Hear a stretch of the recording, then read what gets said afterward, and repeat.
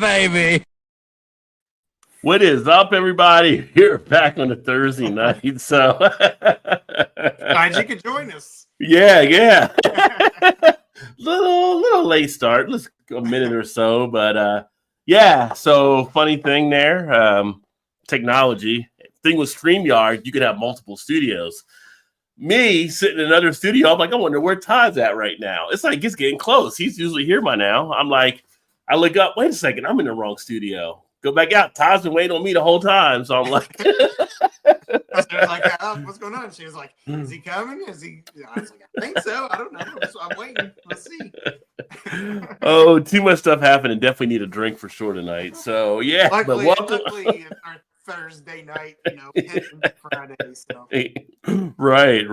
But welcome in everybody. And it is Thursday night, so that means crack a couple cold ones open and have a little fun, talk a little whatever we talk, and I don't know what to really we'll start with this week. Maybe we'll let the people. What do you want to talk about out there watching? Like, let you bring topics up that you might want to discuss.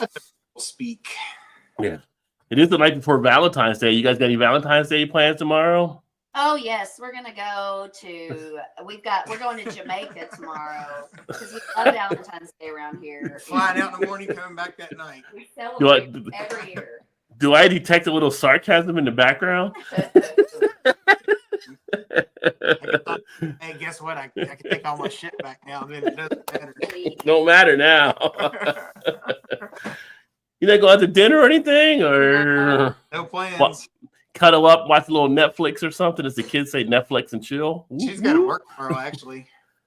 Oh, really? Tomorrow night and everything? Yeah, so then when she gets home, I'll be watching IU basketball. So we're going to watch IU basketball for Valentine's Day. God, there you go. Hey, it is red. It is red, right? So. Probably have a beer-ish, maybe, and see what happens. Yeah. I do what I want to do. That's my Valentine's plans. Nobody doubts that, Shannon. What'd you say? Yeah. I said nobody doubts that, Shannon, that she does what she wants to do. Yeah. And pretending we're romantic is not one of them. Oh, you probably got a little romance in the stone going on there. Well, if you say so. I'm not romantic. Let's put it that way. I'm not romantic. She over there painting right now? Yep. Of course. There you go. It's like painting by beer. Just yeah. All over Yeah, we actually made reservation. Well, I had made a reservation last night. Tomorrow night. Guess what we're going to? Oh. Not that you would just know out of anywhere, but like think of P.F. Chang's. Not a Mexican, not P.F. Chang's, but it's like no, not. I went there already. I ain't trying to pay that again. But please tell us. Think of nostalgic places that were, I'd say chains or whatever across the country. Please do not say Chi-Chi's. No, if there's a Chi-Chi's open, I would go though, but they're all closed down as far as I know. I don't. Well, they're supposed to be coming back though. Oh shit! They're bringing Chi-Chi's back. Yeah. Let's see. What style? What style of food are you talking? I'll make it easy, but you'll guess as soon as I say it. But I'll say hibachi. Benihana's. So nice. I would have never guessed that. Yeah, I would have never guessed that. Haven't been to Benihana in I don't even know decades. Probably. I didn't know they were still actually around, but we have one near us that we found out, and everything was kind of booked up. And she's always liked that place, so I went out there and was able to. Nice. I think we still may have a Benihana's here, but we got several hibachi girls around. But... Me and Janice talked about Benihana's when we were up there. Oh, did you? Yeah. Yeah, she's a big fan. She was a big fan of Benihana's from back in the day, and she was like sitting at the hibachi grill or whatever. Yeah, we're sitting at the grill. She's a little worried about us sitting with the other people because sometimes if I get a person that's talking my ear off, it's kind of like they'll wear me out.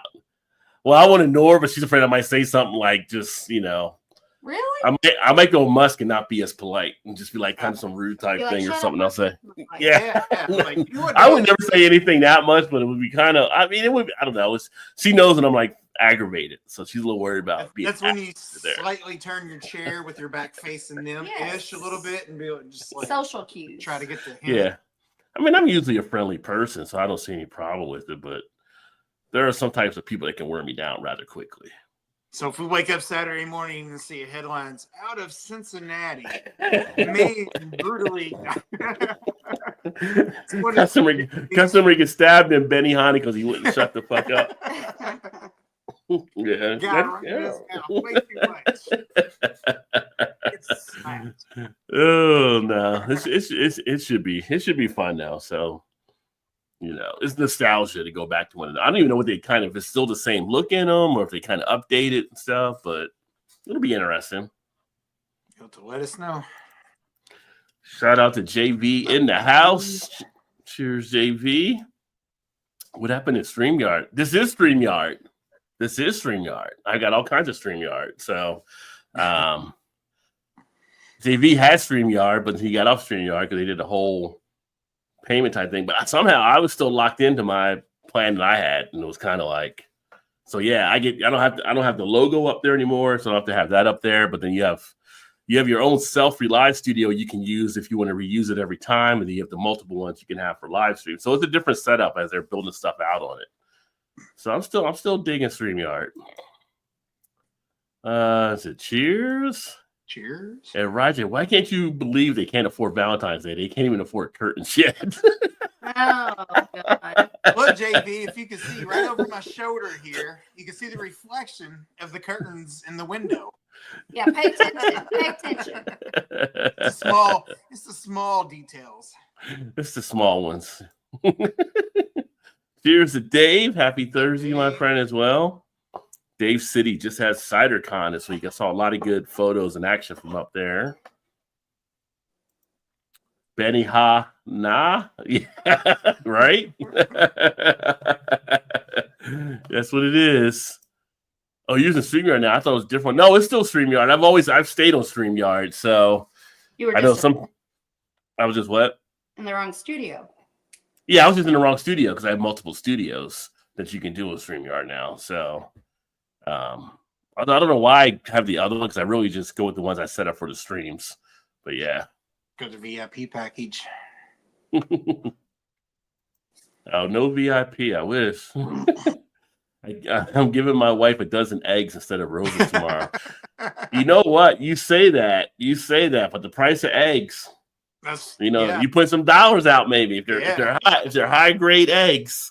You're spending with the roses. You're spending some dollars on them. Gotta dye them red. I don't know. I don't get the egg prices though because I don't feel like they're crazy here. Like what I'm seeing from people when I go to the store on the weekend, I'll see like a dozen eggs and it'll be like $4 or something. That's what I was thinking. 3 something, 6. Here either. I think it depends on where you're at now. Like Vanessa said, hers were like around 12 or 14 last week. Crazy.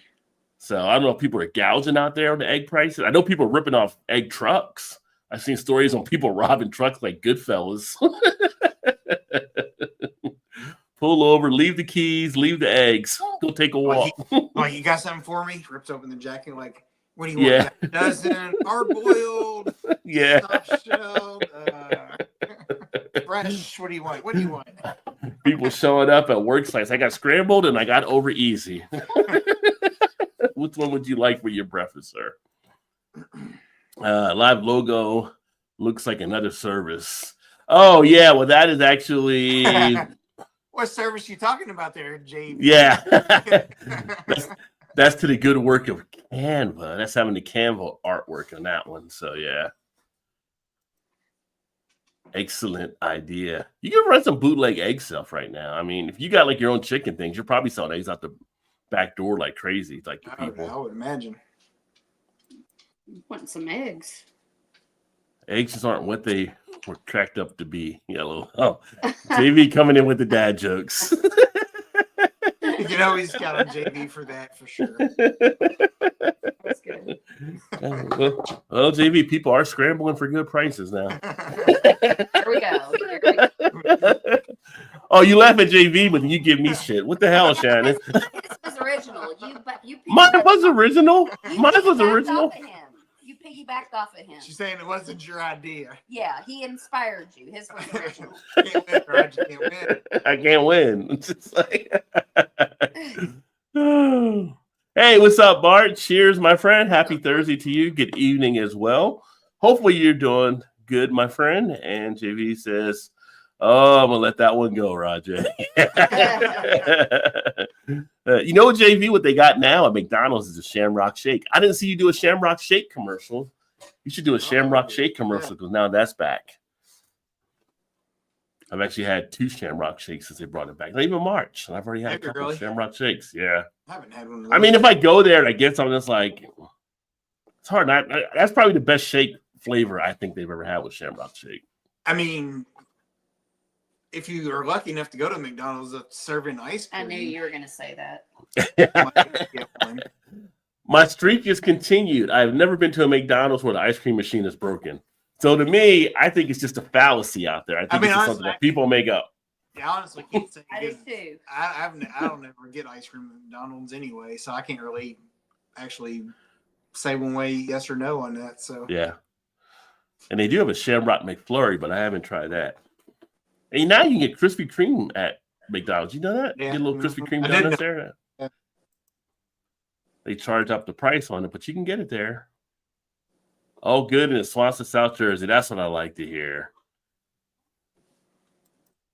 And Shamrock Shake is back. Never even tried it. Worth it? I think so. I think it's the best shake they've ever done. So now I'm gonna have to go try it this weekend just Is it because. mint? Yeah. yeah, That sounds good. it's pretty good. It's pretty solid. It's got a lot of calories up here. If you're watching the waist figure, just saying. You know. I mean, if you're getting a shake, does that really matter at that point? Some people try to fool themselves, you know. They go in there and they get like, I'm gonna get 2 double quarter pounders with cheese and a large fry, but a Diet Coke. Really? Now you're gonna go diet on the Coke? Why not just go full? Just get the regular Coke at that point. Yeah. I'm trying to knock a little bit off. Yeah, no, you're not. How about knock off a burger or 2 instead? Oh, it's always fascinating to see somebody in a large order. They're like, and a Diet Coke. Yeah. Okay. Yeah. I think you're doing something. That Bart's never had that shake either. Yeah. I enjoy the Shamrock Shake. What fast food restaurant do you think has the best shakes from the places you have tried? Culver's. Yeah, probably. Easy. Yeah. Yeah, I've never had a Culver's shake. Culver's. I know about Culver's, just haven't been there to get a shake. Culver's or Steak and Shake. Oh yeah, that's. Steak and Shake's a good one. I mean, Shake's in their name, so they kind of have to have a good one, I would imagine. Yeah, but so is steak, and I mean, it's Yeah, they don't have any steak. burger. Yeah, They call them burgers. Steak burgers is what they call. yeah, they're them. like steak. Yeah, I actually did a stint at Steak and Shake years ago. I was actually a grill master for a point. Weren't they? They were the original like smash burger before that was even called smash burgers, right? I bet they probably were. Yeah, I bet they probably were. Don't they smash their burgers like that? Yeah, they're like flat that way and stuff. Yeah. And everybody's like, "Oh, that's a smash burger," and everybody's like, "Oh, smash burgers, what it is?" Thinking, yes, isn't that what Steak and Shake has been doing since the however long 80s or however long they've been around? Yeah, they're pretty tasty. I'll give them that. I do like their food. I mean, it may take you 3 hours to get served, but yeah. Though. Now, one place I haven't been to yet that is a big one, like for Alan and Erica and Kent Soup, our buddies down there in South Carolina, is Freddy's. I just found out we had a Freddy's near us, and they said that is really good. I was gonna say, Rod, there's a Freddy's by you. Yeah. Oh, did you guys end up seeing it, or you went to a Freddy's? I've never been to one, but every time when my brother used to live in Cincinnati, it was right on the highway when we were coming home. I've told you that a few times coming back or whatever from Cincinnati, whatever. There's one right there. I was thinking, man, I'd like to try Freddy sometimes, but I always heard it was kind of a better upper scale Steak and Shake, basically. Oh, okay. Well, they said the burgers are good, but they also get the Chicago style hot dogs you can get there too. Oh, really? They're really good. Yeah. Yeah, but I did also hear like their ice cream, like the shakes and stuff like that are way better. Yeah. What about Dairy Queen? Not a Dairy Queen? Dairy Queen milkshake? You ever had one from there? You ever had one of there? Yeah, our daughter used to work at Dairy Queen. Yeah. Oh, that's right. That's right. But no comparison to the other spots from their milkshake. Always get a Blizzard there. Yeah, true. Their food, no, ice cream is probably pretty comparable though. Food wise, I'd take those other two food wise over Dairy Queen, but chicken finger basket is better. Well, their chicken finger basket is pretty good. Well, they got a pretty good chili dog there. Actually, yeah, you're right. Yeah, their chili dog is pretty good too. Yeah. Okay. Yeah. So take it back. Burger wise, let's say burger wise. Yeah. I was like a nice good milkshake though. So it's so funny how much you pay for milkshakes. Remember, like back in the '90s when Pulp Fiction came out, and John Travolta was making a big deal about the $5 milkshake. It's like shit. You can't get that for $5. That's a good milkshake nowadays. No kidding. Ooh, Crown Royal Blackberry, feeling good. Nice. Send it in, Jerome. Yes, sir. Nice. Hey, what's up, Jimmy? Cheers, my friend. Cuffing stuff in the house. Great to see you, my friend. Hopefully you're doing well also. It's kind of crazy seeing all these different storms that are popping up nowadays. I saw earlier today out in California, they actually ended schools early because of the rain and stuff they're supposed to get. And the new term out there now is like atmospheric river, which I never remember as a kid ever being talked about, but apparently it's happening more and more. And I guess there's a river in the sky when this happens. So it's kind of like dangerous rain. Like, why did it just say like it's hard rain or something like that? Why's it got to be atmospheric river? Torrential downpours. Like, yeah. Why do you make shit up for? Like, quit making shit up and give it.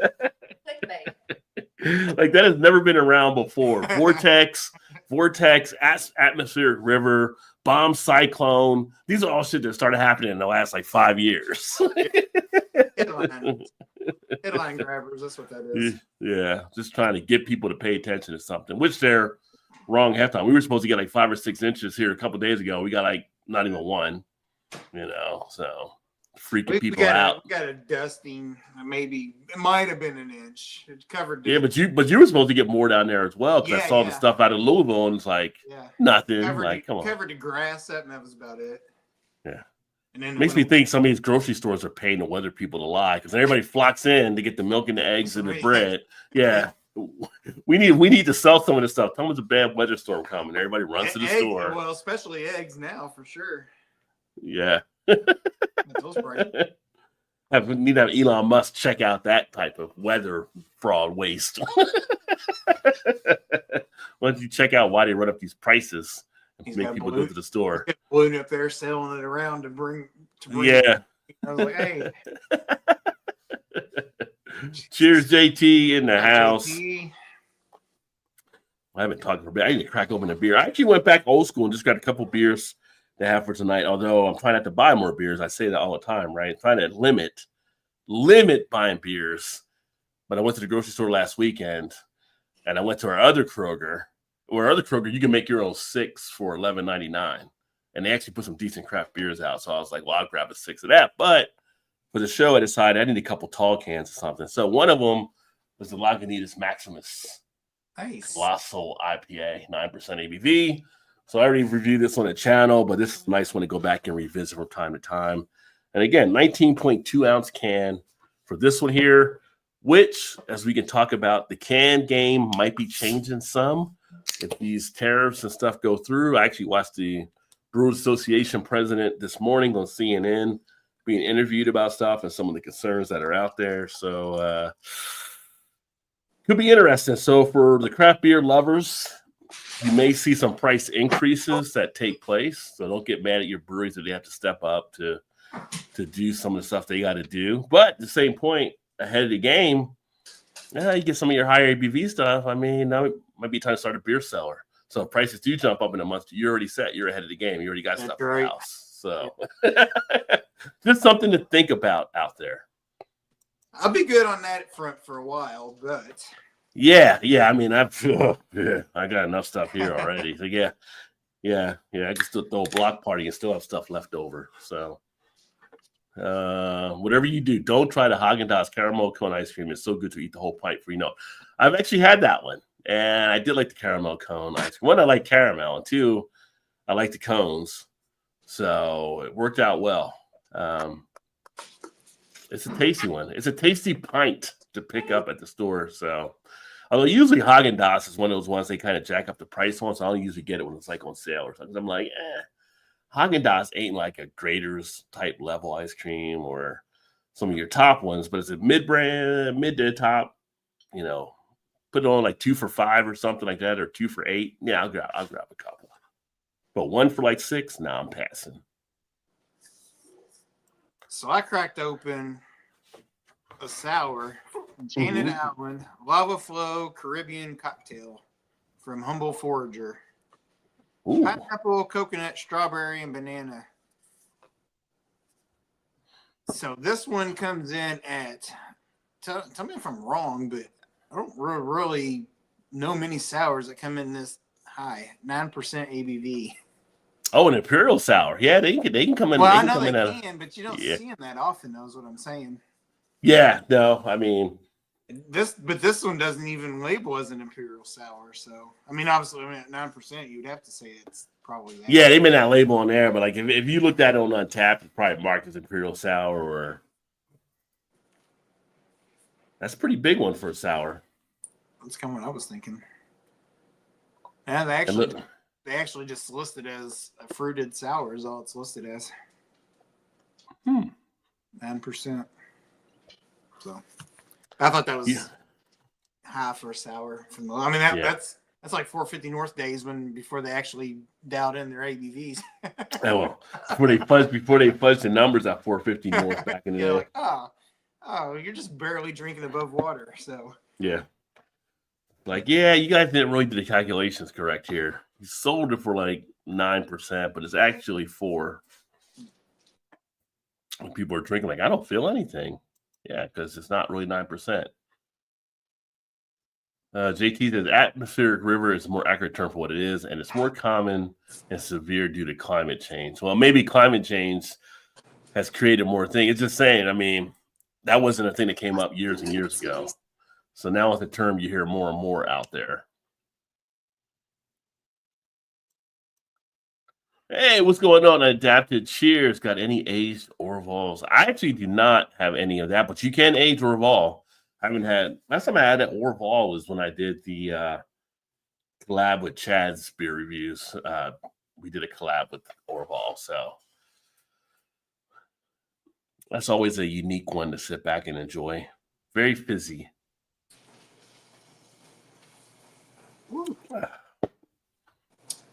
It's pretty good, but man, I couldn't drink too many. It teared my stomach up. So the 9%? Yeah. Beer news. Hulk Hogan getting sued for throwing a beer into the audience, hitting a lady in the head at a promotional event for Real American Beer, Thirsty Cowboys, a beer in Medina, Ohio. Yeah. That's pretty funny that smells big. Well, I don't know. Hopefully the lady isn't too hurt by it, but yeah. Throws it up there, take a shot in the head, and then you fall down, and then you end up suing Hulk Hogan. There you go. Blend it up with some ice. Some ice cream. I saw when Hulk Hogan got booed though at WrestleMania. That was I think it was WrestleMania he got booed at, or the Royal Rumble. It was one of them. It was just a month or so ago, wasn't it? He came out trying to pitch the beer, and people were booing him. So Hulkamania wasn't running wild. It's probably the same fans that were booing Taylor the other night. Yeah, I heard about Taylor getting booed there. I didn't watch any of the game, but I heard about Taylor getting booed. But then I also saw where Trump got booed though too when he came out in the field before the game and stuff. So the Boo Birds are out. The Boo Birds are in season. Yeah. I wonder who got booed first. I wonder if it had something to do with the next boo. There are a lot of boos going around, I'm sure. So I'm sure Taylor will sleep just fine tonight. I saw a thing. I don't know if it was true or not, but Taylor says she's not playing any more concerts in Philadelphia after she got booed by the Philly fans. Yeah. It's probably just someone threw it out there, but it was like out. That's what they were passing around Facebook today. Like, she'll play there. She'll just charge them double. yeah. Well, she'll make a lot of money there because I know when she played Philly before, we happened to be in town visiting my mom, and we were over in Mount Laurel, New Jersey, and they were still like hotels were overbooked because people were coming over there to go to Taylor or Philly. Yeah. Yeah, Like, you see. Made for Cities on that tour that she was in is insane. Yeah. The Butterking Dream is dancing in the streets. Isn't it this week? Is it this week, JT? That's Mardi Gras down there. Because I think they were under a weather alert down in New Orleans and stuff too, which sucks. It's weather everywhere. I don't drink anymore, but the clove and almost banana profile always stuck out to me about the Orval. I remember reading that they aged tremendously and increased in ABV quite dramatically. I don't know if they increased in the ABV though. Not that I'm aware. I mean, unless more stuff was being converted from the fermented in the bottle, you can't age them for a number of years though. Maybe the banana, fruits, whatever's in it, possibly. Yeah. But I wouldn't think so either. If it did, I wouldn't think it'd be that much. Yeah. Usually when they get them in there, usually that, I mean, it's a good beer. It's kind of dead by that point. Yeah. I would say it's definitely an acquired taste for that beer, though. I mean, like if you're a novice, getting Orval off the bat, you'd probably be so turned off by it. But as you build your palate out, it's definitely one to sit back and enjoy. Eagles fans are booing Taylor because she's dating a Chief. So that's what I said. That's what I told her. Probably because, being the Chiefs, that's why. Yeah. Well, I think she backed Harris too, so I think that might have been as well. So you never know. Go Chiefs. Yes, we play like crap, but my team always and forever. Hopefully we make it back. You got like what, 3 Super Bowls in 5 years? Yeah. So I mean, it's not like you're hurting, JV. I mean, you went at least 3 more. Well, we know 3 more times more than the Cowboys did since the 90s. Howard Stern this week, he always has like the fake guys that call in, and they sound a lot like them, the impersonators or whatever. Yeah. He had a guy that was calling in, and it was like Patrick Mahomes, because one of his guys that worked for him is a big Chiefs fan, and he was calling in and giving him shit about it. That's all your fault because you didn't do what, and talking like in his voice or whatever. It was funny. Yeah.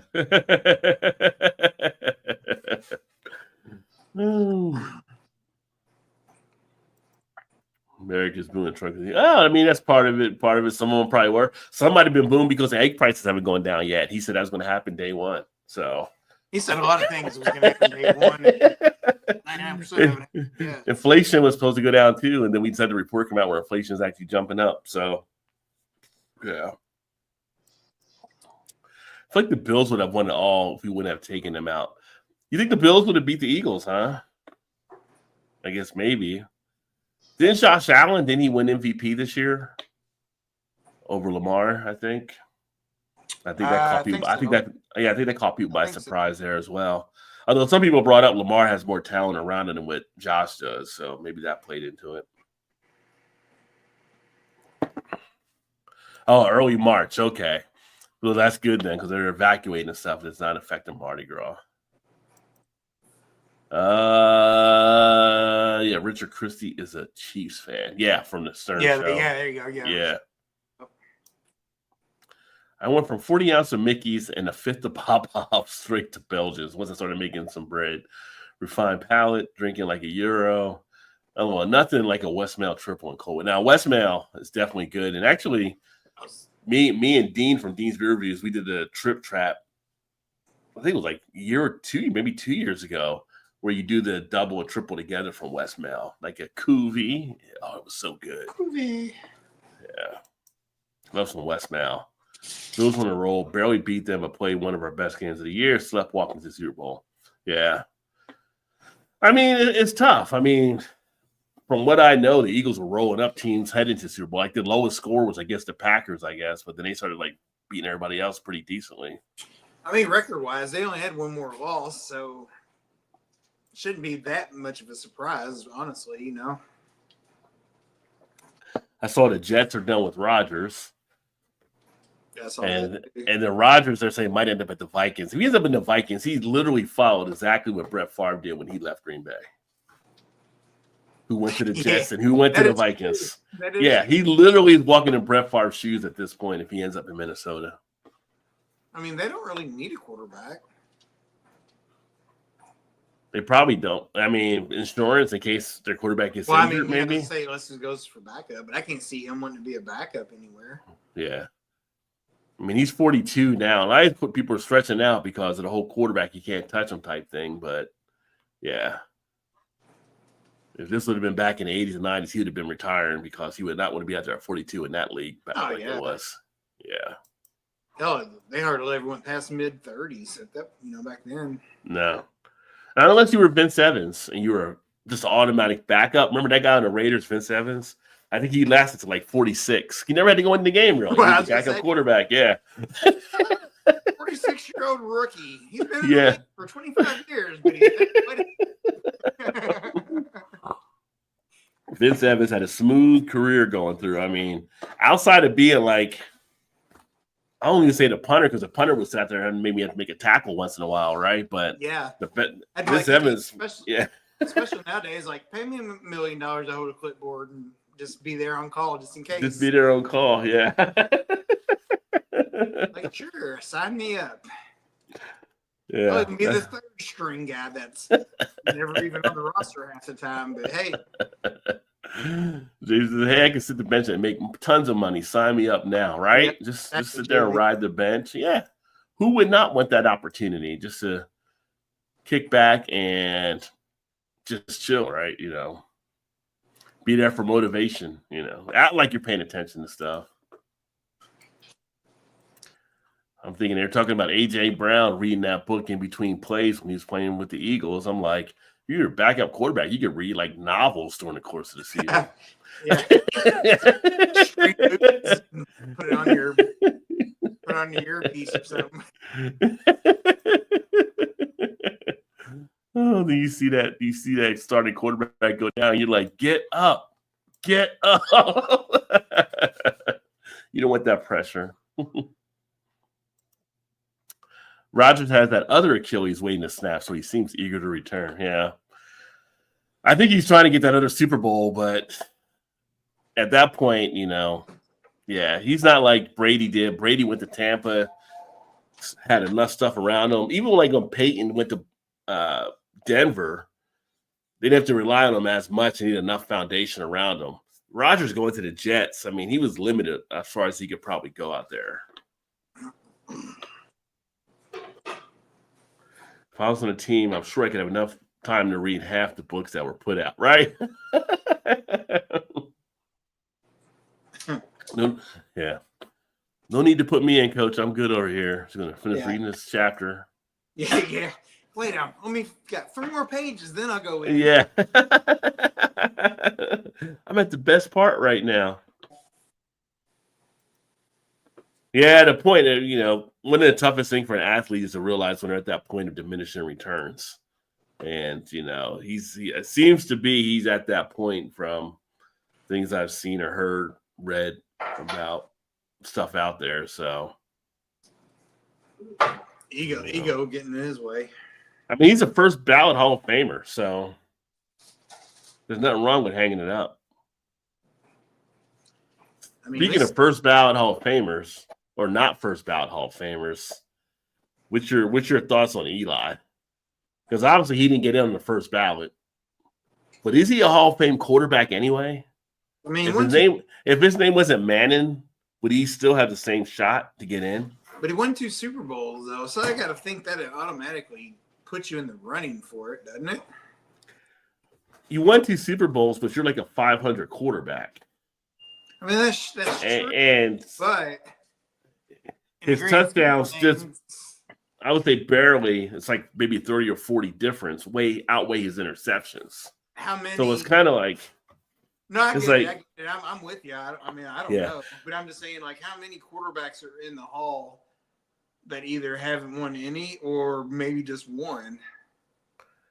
Well, but maybe their stats a lot better for sure. But it's in the end, that's what you're playing for, really. You know what I mean? Like, I I feel like that should have a little weight to it.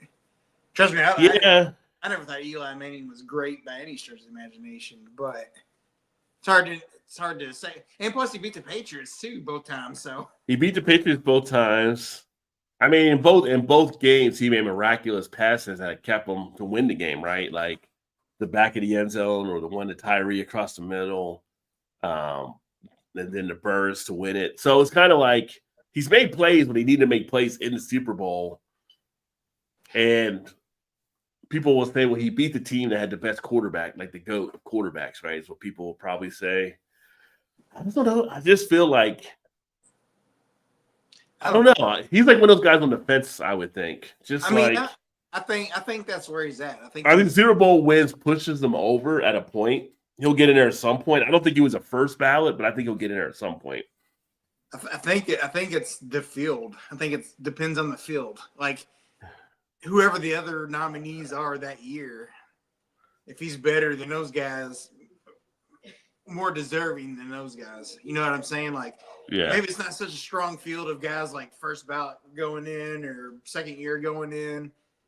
Maybe be guys like, okay, you're still on the ballot after 5 seasons or 5 years into it. Okay, you're in now over this guy because you deserve it. Maybe one of those kind of like Hall of Fame guys, possibly. Yeah. If that makes sense. You know what I'm saying? I saw Cam Newton talking about it, which I didn't agree with what he said either. When he was just like, well, if they give him one, I should get 2. I'm like, Cam, like, you didn't even win the Super Bowl. And a lot of people say you quit during the Super Bowl. Right. You know, when you had the turnover, you didn't want to dive in for that fumble that you had. Right, yeah. And take out a few years now in the position, he was definitely a beast of a quarterback with the threat that he had for running and throwing the ball. But at the same point, look at the length of the career. It wasn't as long to say you've had enough of a duration of a career, you get in either. So I think he's a little delusional in that aspect. I think Eli is – I think he'll get in. I mean, I don't think even Newton – I don't even think he has a shot at getting in the Hall of Fame. Why is he even talking Hall of Fame? It's Cam Newton. He talks. Well, I know that. In his own mind, he's the greatest. In his own mind, but it's like, he's not even in the same sentence as any of those. In my opinion. Yeah. It's kind of like before I get a Cam Newton, and I don't even know if did Randall Cunningham ever get in? Because he would be like, he was one of the first ones to really make that dual threat. I want to say no, but then part of me wants to think that he got it like right at the end. Because in football, one of those where you're in it so many years, and then if you don't make it, you're out. Period. Altogether. But I think like there's something with maybe the players or something can vote someone in. They can vote you in, still? or something like. Let's see. Let me see. Randall Cunningham. So he went in 2016. That's when Randall went in. Oh, yeah. And so think about all those years from when he retired to when he actually got in. So he retired like what? Like I would say he last round with Minnesota maybe early 90s or something. I would say, yeah. So you're looking at 20 years basically. So I'm like, Cam, you're not even close to even being anybody's thought at this point, really. Right. So yeah. Eli's definitely more of a I think Eli will probably get in by his third ballot, I think. He'll probably get in. Or is baseball that way? If you're in it so many times, and then if you don't get elected, you're out. You can only be on the ballot for so many years, I think. It might be baseball. Baseball's a little ruthless on there. Yeah. I'm thinking it's like 20 years. Yeah. It seems like an awful long time, but you're not even eligible for the first however many years that you retire anyway. Speaking of Hall of Fame, don't forget this Saturday, 3:00, and if I'm around, I might try to stream it through here as well and do like a watch along. But it will be the American Craft Beer Hall of Fame ceremony. So they'll be inducting the first 10 members of the American Craft Beer Hall of Fame. So that should be a pretty cool thing to see there as well. So there'll be a lot of streaming taking place on that. So if you're around Saturday afternoon, I'm going to try to, if I'm home, try to pop that up here, I think. I might be able to do so. What time? 3:00? Like 3:00, yeah. And they got people like at different breweries. I know Dogfish has one of the breweries they're going to be at. Up in Illinois, there are a couple. So they'll be all over the country, different spots to kind of do the ceremony. There's some pretty good little buzz excitement going on around that. I'm gonna walk over here. I can still hear you and talk. I'm just walking over here to check on something real quick. Let me see here. Realized the point of the Minnesota when I was in high school. Peaked too early, right? Like packing up in high school. 8th grade was my moment. After 8th grade, everything went downhill for JV there. What are you gonna say?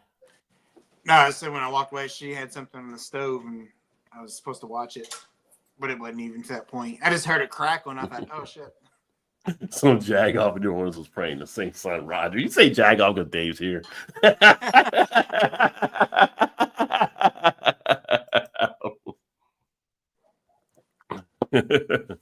Yeah. Eli doesn't belong there until other guys on the past are voted in. After all, teams win Super Bowls, not single players. Yeah. Well, yeah, that's the thing. It's a team thing. But I will say on the Super Bowls that the Giants did beat New England, Eli did lead those drives to actually pull them off. And there was some crazy passes that he made and fighting off that one sack on that 4th down to get that ball down the field to Tyree. So, I mean, he had his moments in the Super Bowl that when it mattered and the game was on the line, he was able to come through. I would say yes, teams do, but there also, yes, there are some single players that win games for those teams. I mean, Tom Brady, for instance, you know, some of the close ones that they won, he definitely was probably the reason they won those games. Oh, yeah, definitely. The way he put some of the passes in certain spots where only the receivers can get it and stuff. And, you know, it definitely does matter. And I mean, you don't have to have a Super Bowl to get in Hall of Fame, obviously. Like, you look at if you don't have it, like Dan Marino, you know, but look what he had to do to put up to get him to be a Hall of Famer down the line. Yeah.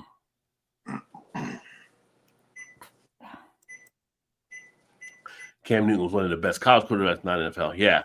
In college, I mean, he was a beast there. So, and he had a couple good runs. He had a couple good years in Carolina, but I would say not as long of a run that was even needed to make him even qualified. It's like Terrell Davis. He got in finally, but a big thing on him was that he played long enough to get into the Hall of Fame because he had to retire after 6 years. Right. And that was a big thing for a while.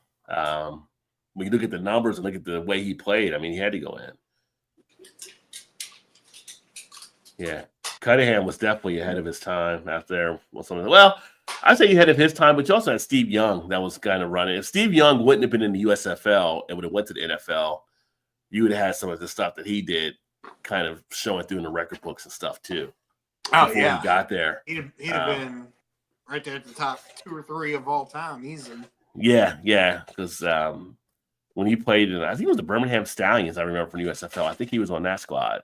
I mean, he was a beat. Jim Kelly went to the USFL his early years. Yeah. He went to the USFL to avoid Buffalo, still ended up in Buffalo later on. Well, Cunningham did too, I believe, didn't he? Yeah. Did Cunningham go there as well? I know Warren Moon was. Well, Moon went to the CFL because they wouldn't bring him in the NFL as quarterback at that time. Well, I mean, anything outside the NFL is something outside the NFL, regardless of what it was. But I was thinking Cunningham also.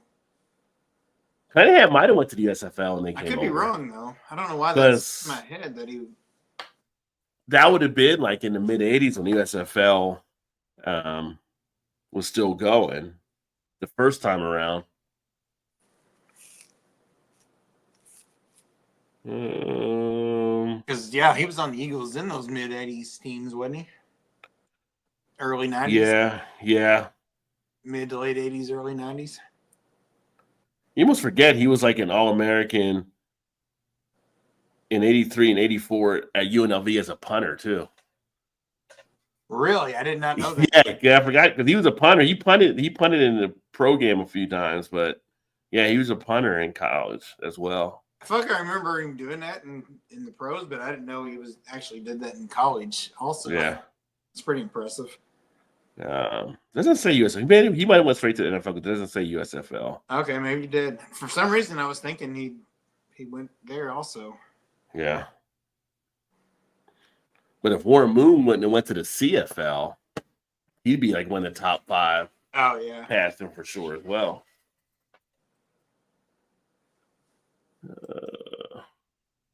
Jimmy Fallon celebrated the Eagles Super Bowl by shotgun and beers with quarterback Jalen Hurts and the offensive line. nice. Yeah, I wonder if old Jason Kelsey came in for that one.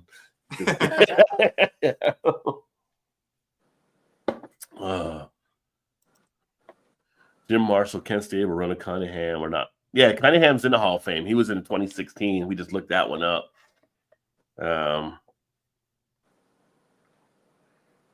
Stabler's not in yet.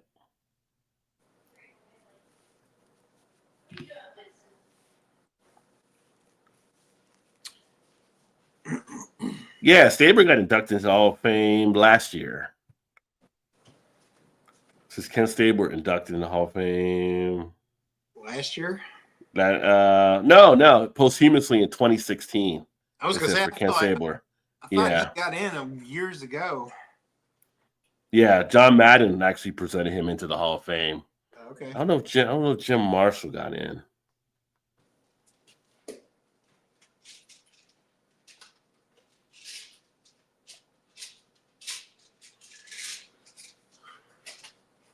No, he was a finalist in 2004, but was not elected.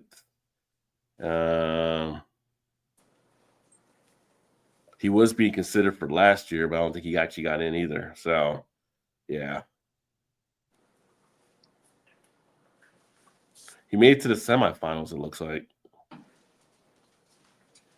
It's tough, though. You think of all the players that come through.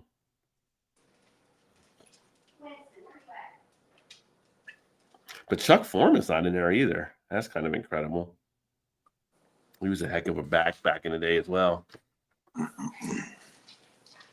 Well, it's probably one of those didn't play enough, probably.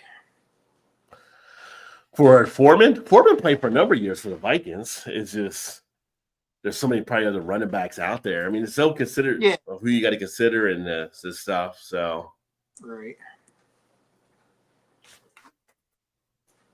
Hey, what's up, Az? Cheers. What's up, Aaron? What's up, Kettle? Cheers, my friend. Kettle. Big Daddy in the house. Pipeworks Lizard King, 6% pale ale. Nice. Mosaic hop, my favorite hop. There you go. There you go. I got some Lagunitas right here, Big Daddy. I know you're a fan of Lagunitas, so the Maximus Colossus IPA. Maximum Colossal IPA. Jim Marshall went the wrong way, so he did go the wrong way in that game. That's one of the notorious plays back in the day. Yeah, ran to the wrong end zone. But you know. You got turned around. No, you're going. Did you ever see the video? There's a video out there where a high school kid was running the wrong way, made an interception, but a turner was running the wrong way, and his own teammate had to go there and tackle him before he went into the end zone. You're like, no. Not drinking, but I'll enjoy a Nepalese hash with you. Well, there you go. So yeah, I know you're not drinking anymore. Like, do you do anything with the THC type things, or do you even drink any of the non-alcoholic beers? I know a lot of people that don't drink alcohol, but are kind of going non-alcohol for some drinks and stuff too. I was thinking about cracking open one of those tonight that you gave me when you were there. Oh yeah, crack it open, see what you think of it. Did you crack open the other one I gave you from Great Lakes yet? No. Okay. I'll probably do that one on a review. Well, there you go. Yeah, that's worth it for a review. Hold that one back. That's a nice one. I don't want to influence you at all. I'm just saying, you know. might be the next one. It's an IPA. I can't wait too long. So. Yeah, for Todd, what's your beer? He actually dropped a new video out there. So make sure to check out his channel. He's up and rolling solo now. Going solo. He lost somebody bailed. His co-pilot jumped out while the car was moving. I told you I would bail. I knew I would bail. Well, I know you did, but yeah, so I haven't gotten a chance to try non-alcoholics, but if the occasion was right, I wouldn't be against it, especially if it's full body. Yeah, Yeah, there's some decent ones out there. Speaking of non-alcoholic, Monday night I will actually have a live stream with non-alcoholic brewery coming on as well. So I'll be talking with Rationale Brewing. That'll be Monday. No, I'm sorry, not Monday, Tuesday night. Tuesday night at 8:00. We'll be actually discussing their NA beers. And they actually sent me the one I did a review on before, the Cold Style, and they sent me a Mexican Cerveza. So we'll be talking about what they're doing for the NA type stuff. I actually gave a couple of Todd there when he was up a while back as well. But yeah, if you're looking at the NA type stuff, I'll actually drop a thing here for you as well. Unadapted. I put my link tree in the comments. If you actually go out to the link tree and you go under the shopping tab, down below, I've got like affiliate deals with different ones you can do for non-alcoholic, from Go Brewing, from Athletic, from Rationale, but also I've got like Proof No More, where they have like non-alcoholic spirits, non-alcoholic wines and stuff too. So you can check out different things that are non-alcoholic there too. But I will say the THC drinks are pretty interesting. What they're actually doing out there, kind of just more relaxed type stuff. So that might be an opportunity as well. I'm gonna do the not just yet because I'm not ready for it yet, but He ain't ready. Out of the fridge. I'm gonna do the Black Butte one. Oh, okay, nice. Yeah, that's the one I had upstairs in the upstairs fridge. So I was like, yeah, I'll do that one. Here, that one I gave you too, or is that one you already had? No, you gave me that. Okay. You gave me 3 of them, so not 3 of these, but 3 NA beers. Yeah. The other 2 were the ones that the ones from Rationale, the Kolsch and the Mexican Cerveza. No, Go Brewing was one. Yeah, Go Brewing. I was saying the one you and Dave always talk about all the time. Yeah, and then the Rationale I think was another one. Yeah. Let me know what you think of that. There, I think it. I won't say. I'll let you when you taste it. You tell me, and then I'll tell you after you tell me. Well, I already kind of know what you've said about it, but that's true. Probably so. But the people watching don't know that I know you know that I know you know we know. Yeah. They don't know. McKettle, shout out to you with the 19 ounce. That's what I have here. 19.2 ounce can as well, my friend. Lagunitas going big. It'll be interesting to see. Which Kroger did you get that at? Was that the one across the street from your? The cross from where we ate at when we were down there. That Mexican place? No, not that one. But this was the one that was over like 5 minutes from here. It's like a bigger marketplace type Kroger. Now, the one next to me does have Lagunitas type stuff in it, but doesn't have the tall boys like this. So we went to that Kroger, and of course, she wanted to get her Bud Light 6-pack, 12-pack. The one across from me. Yeah, the one that was right around. You were in the corner. Yeah. We went in there after we ate that night. She got her Bud Lights, and I picked up like a couple of the big boy cans. And I never drank that one that night, and then I forgot they were in there. We both left. We left. You left beer in the Airbnb. We left them in the fridge. And as soon as I got like 5 miles down the road, I was like, "Shit, we forgot our beers in the fridge." And we already locked our key in, so we couldn't get back in anyways. I was like, "Man." Left a little gift there for the next people. It was totally a moment for sure. Like, what did you pick up when you went over there? You remember? I was just trying to think. I was like, I don't even remember what it was now. I know they like the tall boy, like the Great Lakes stuff they'll have, and they have they might have this Lagunitas there at that one. It wasn't Lagunitas and it wasn't Great Lakes. I do know that, but I can't remember. There were 2 tall boys because I bought 2 of them, but I can't remember what they were now. Yeah.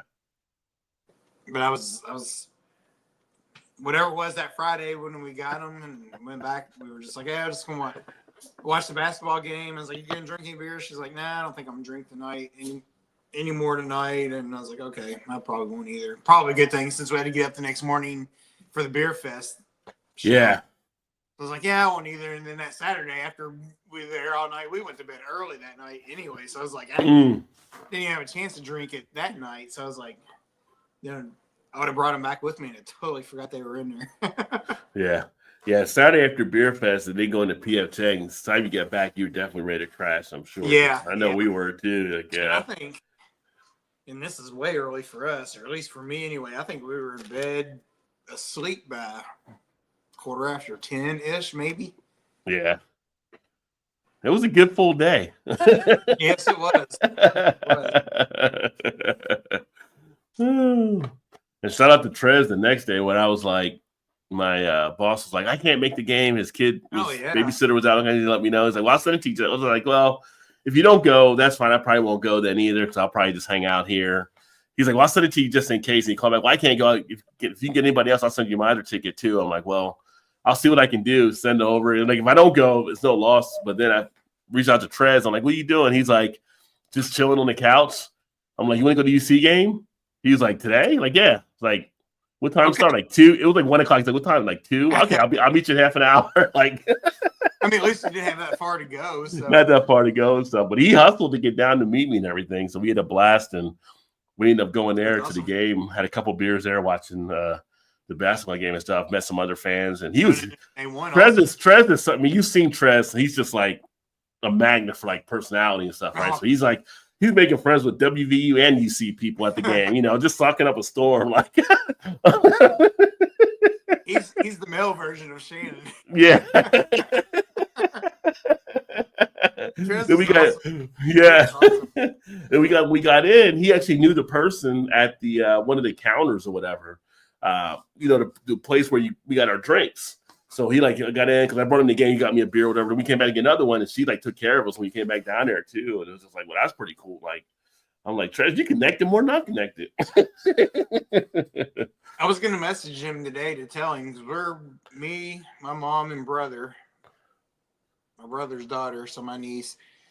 I'm gonna try to talk Shannon into coming because the Yankees play in Cincinnati again this year. Oh, okay. Let me know. Yeah. So yeah.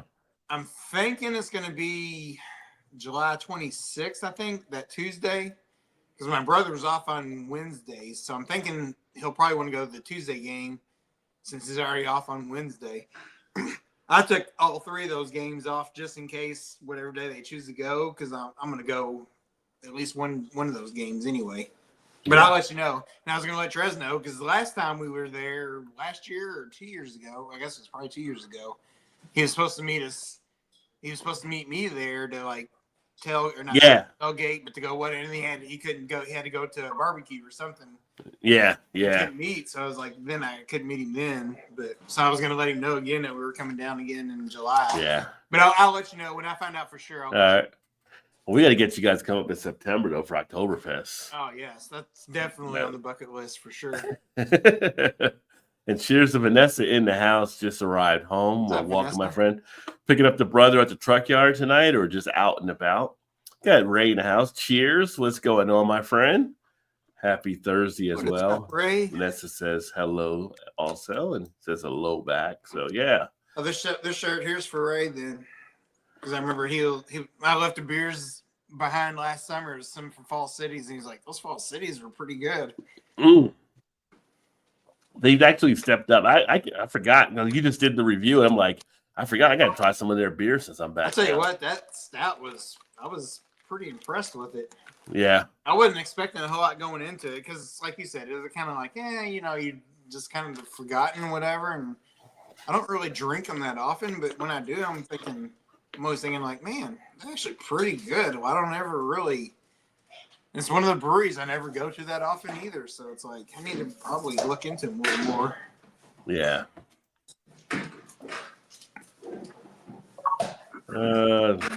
Ray says Todd loved those. Should have reviewed them. Yeah, false. He said he loves those. He should have reviewed them. No. Yeah. Fall City does all right there. They've done better than what they did before at one point. So. A lot of people are talking about now, like the Bourbon Barrel. People are like seemingly pumped up about the Kentucky Bourbon Barrel series. I know they've gotten better than what they used to be, but a lot of people are talking them up now. I haven't had any since I've been back here. Ray, I'll get some out to you. Oh, I can get them here. I get them at Kroger. I just haven't picked up any. Well, I know you can. I was like, I'll get some out. I'll get some out to Ray. Oh, out to Ray, yeah. Yeah. I'm worried everyone in the house. Oh no, be careful there because I know you got to worry about getting sick and stuff. But all over the country, people are like running into stuff with the flu type things and I know it's been running colds, RSV. I know it's been running rampant through like the schools and stuff, like kids getting. We've had tons of schools just like closing down for days because of the flu and all that stuff. Yeah, my boss, his kid, like they closed down a daycare where he had to work from home the other day because they're like, we got too many sick kids and we're like not open today or whatever. Shannon was just talking about like the RSV or whatever at work and stuff. Yeah. I was like, oh, that's great. Now we got to worry about that shit too. Yeah, I'm not gonna get into politics, but RFK Jr. being selected today got through his Senate thing, so that'll be interesting. Aged beers are tasty, indeed they are. Found a company with a leather dragon pattern. What are you gonna do with the leather dragon pattern? Gonna put them on the cup holders again? Make some koozies or something, I'm sure. Yeah. Barrel-aged whiskey that the barrels have been used to condition a wonderful IPA. The hops come through in the whiskey. Yes. You have some of that flip-flopping taking place where some whiskeys are doing that there too now. That's awesome. Coughing incessantly, head permanently stuffed, and nausea. Oh, no. Well, that sucks. Take it easy, Vanessa. Yeah, definitely. Thanks, man. Been browsing the link tree. I'll try to tune in Tuesday. A Mexican non-alcoholic sounds interesting. I'm a fan of Bohemian. Yeah, tune in, and I'll be cracking open the Cerveza Lager there. But I've had the cold style from them, and it's decent. I think the one that Todd's holding right now is the Black Butte from Deschutes. That's actually a really good one if you used to like porters. And then a Western Go Brew, and they have a great suite of non-alcoholic. The smell of it, then you would never know it. Yeah. It smells like you're right. I mean, they're still made like a port, but the alcohol's taken out. But that's probably one of the closest one I've had close to the actual beer itself. I was gonna say, the first taste there, I'm like, if you were to give me that like straight up, taste wise, I would never know any difference. Yeah. Yeah. If you just want a beer, for the taste and without the alcohol, then definitely check. That's pretty good. That's pretty good. Yeah, that's the one I said. Like, that's the first one I've had. Like, if you did a blind with the non-alcoholic versus the alcoholic, it might be a tough one to tell which one is what. That would make me want to do. I have to look. I don't know if we can get this here or not. I have to check and see. It makes me want to do like a side by side with the real one and the NA one just to see. Yeah. Yeah. And what would be even better would be like do a blind taste testing side by side. Do a blind side by side. Yeah. Yeah. If you could see which one is different. Todd told me what's that called. Yeah, that's the Deschutes Black Butte non-alcoholic porter. There you go. Yeah. It's as close as it can be to the real thing thus far that I've had of any of the non-alcoholic. It says less than 0.5% ABV, so yeah. Now they also have the Fresh Squeeze IPA non-alcoholic that people said is really good too. So I haven't tried that one yet. The Sam Adams one, people said just the haze is really good.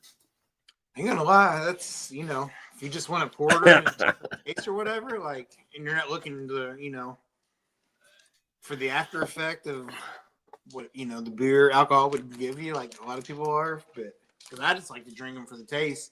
Whatever happens. I'm not looking for it.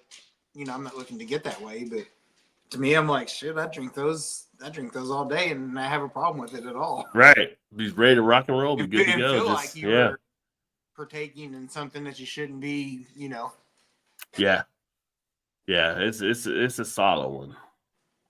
That's pretty good. Yeah. Thanks for sharing that one. Make a leather dragon to sit near the dragon milk. Oh, there you go. All right. Nice. I wonder how they would be in a beer batter mix. You can still do like the beer, non-alcoholic beer. I mean, it is beer. It's just alcohol is drained out of it to a point where it's under 0.5%, or it was like a Heineken where it's alcohol free. But you can definitely, what the heck? You can still cook with it. got a freaking, well, I say puppy, but he's like 7 or 8 months old now. He gets this bone and he flips it around and it just clanks on the floor all the time. It's his toy. Keeps but yeah, you get away from him. Yeah, you know what? But if you're around Tuesday night, Vanessa, when I have Rationale on, that might be a good question to bring up about using some of their beers in cooking. You can actually ask Jamie when he's on as well. Three Floyds, the Floyds Deluxe from Three Floyds. Oh, I haven't seen that one before. Damn good lager. Very nice. I actually almost picked up one of the Three Floyd beers the other day, but I didn't grab it in my making my own 6-pack. But I did see they had some. The lager? Floyd's Deluxe. Dave, is it in the gold can? Is it like a gold can? I picked up some last weekend for the Super Bowl party we went to. I can't remember the name. Is it the Floyd's Deluxe? Is that the name of it? That's the name of it, yeah. Let me see if that's the one. But it was a lager, and it was pretty damn good. It's a lager. I'm thinking that might have been. He said, yeah, gold can. Okay, yeah, that was it. Yeah, it's really good. It is really good. I'm going to drink a lager. I think it's like 5% ABV, maybe, if I remember right. Yeah. But I was thinking, anything not hoppy from Three Floyds, like, we'll check it out because, they don't do very many things that's not hoppy. So, yeah. If you guys haven't checked out Dave on Beer in Front, one, you should, but two, you can check out his YouTube channel or his podcast. But last week, he actually had the podcast with one of the guys here in Cincinnati, and they were talking about the underground tunnel. So that was some interesting and fascinating topics that were covered there. But that was a fun one to interview Dave. So that was a pretty cool one that you had there. I mean, all your podcasts are pretty cool, but listening to that guy, because I've never went to them. I know all about the tunnels, but I never went down to them. So it's pretty interesting. Now, I know the one guy you talked to, too, he talked about OTR, but I will say in the main part of downtown, there are tunnels underneath there as well, but it used to be for an old subway system. Because like when I used to work downtown at one of the companies, our security personnel, they were trained if something were to ever happen, how to get people underground and get them all around throughout the city through the tunnels down below. So they can get all around Cincinnati going through these different tunnels down there. I feel like we talked about that a couple weeks ago or so. Yeah. Yeah, well, Dave had one of the guys in there that's really versed in it and does stuff with them, which is pretty cool. Alcohol always cooks out, so starting with none in it should still work. Yeah. Yeah, so it'll still get the flavor. I mean, the process of them actually making a non-alcoholic beer follows the same process of actually making a beer. So you'll still have some of that stuff kicking through, just like with Todd. What Todd's drinking right now as non-alcoholic porter would be no different than adding a porter into something you were cooking. Like I could take that non-alcoholic porter he's having, add it into a chili or whatever, and it'll still be just as good as if I added actual porter into the chili. So yeah, you can definitely do that. But speaking of shows upcoming, I have the one coming next week. But then after that, I have another one coming up the following week. Want to see what it is? Okay.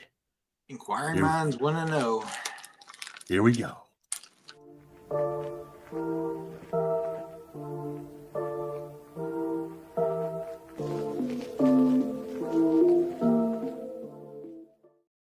Surprise, surprise. So I will actually have the one, the only, the great, the fantastic Kate Bernat coming onto the show on the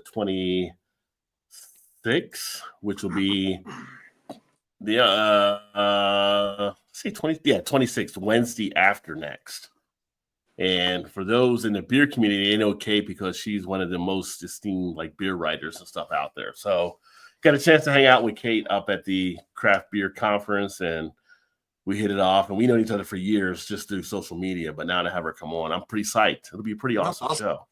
We'll be covering a lot of different beer stuff and what she's seen in the industry, and just something to look forward to there. So I'll be putting that up on the site as well, upcoming. I need to crack open another beer while I'm here. That's a pretty good get right there. Oh yeah, I mean, yeah, me and her was just like going to a Star Trek kid going into a Star Trek conference and meeting William Shatner or something. It was like, yeah, she's awesome, fantastic. So I'm going to crack open this other one. I forgot to ask you, I think at the end of it last week, what did you think of the all black everything? So I'm going to crack one open here to drink. Oh, that was good. Yeah. So this was done with esoteric and aromatic breakfast stout. So yeah. I got to say, with all the beer stuff that's out there, obviously I don't drink Founders anymore, but I'm not even missing Founders.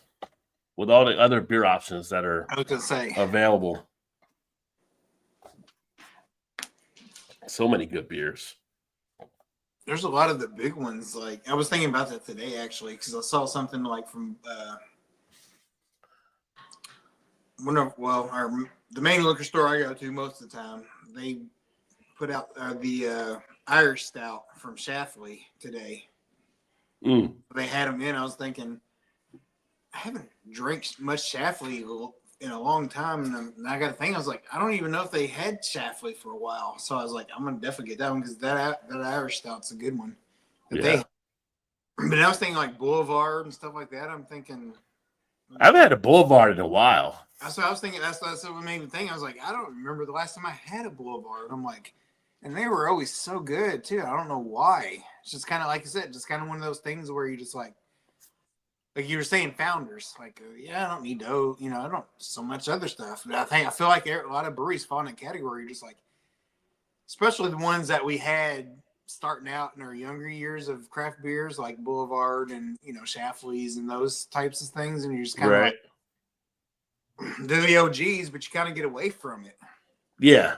I think because you got so many other things. You're like, oh, I want to try that one, try that, and you just kind of forget about the founding guys that started a lot of that. Yeah, they're the ones that get left behind there a little bit. Yeah. I don't know if you saw the on the Facebook page I shared where Boulevard has that espresso martini stout that they came out with. Oh yeah. It's like, okay, I got to put this on the list. I'm like, again, I'm not trying to buy more beer, but some beers are definitely going to get your attention. It's like limited release, and I'm like, okay, well, let me see if I can find that because I want to drink that right off the bat. I can hold that for a bit. So, yeah. But it's like, oh, damn it, Boulevard. Just when I'm trying not to buy anymore, you pull me back in. Yeah. They're like, yes, marketing at its time. That's one of the reasons why I haven't been to Jungle Gym since being back. Because I just know going in and be just like, I can't take all this beer home. I have nowhere to put all this beer if I go to Jungle Gyms. Well, Shane and Sam are supposed to come down next month. That's got to be Jungle Gyms when he comes down. To visit, and I would assume that's probably on the list to go see, or they may hit it before they come here, or we'll come up there and then hit you up. And I'm not sure what the plan is, but yeah, definitely. I mean, they're here. They're that close, so that's why I told him. Like, yeah, gotta stop there. Just make whatever on your way home, on your way back, or whatever, or on your way here, whatever it is. Yeah. Spend an extra night and go there for the whole day. The next day, do whatever you got to do because you got to at least check it out. Yeah, I need to definitely know when they come down and stuff like that. I mean, the funniest thing again, still when Tom went to Jungle Gyms and hearing him talk about it, and just like being the beer guy Tom is, and Tom had to tap out. It was just like, yeah, Jungle Gyms is huge, and it's almost like an eighth wonder of the world or something. It's like going in that place. If you're a beer drinker, it is your playground for sure.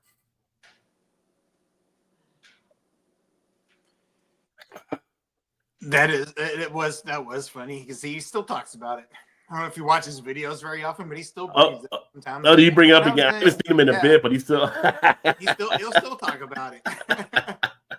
Or he's still drinking stuff that he picked up there or whatever and brings it up. I'm not sure. I mean, I'll tune in every now when he has his lives or whatever. Sometimes I'll tune in just to hear him or say, "Hey, what's going on, Tom?" And then I don't usually watch for too long, but a lot of times he'll still be talking about Jungle Gems.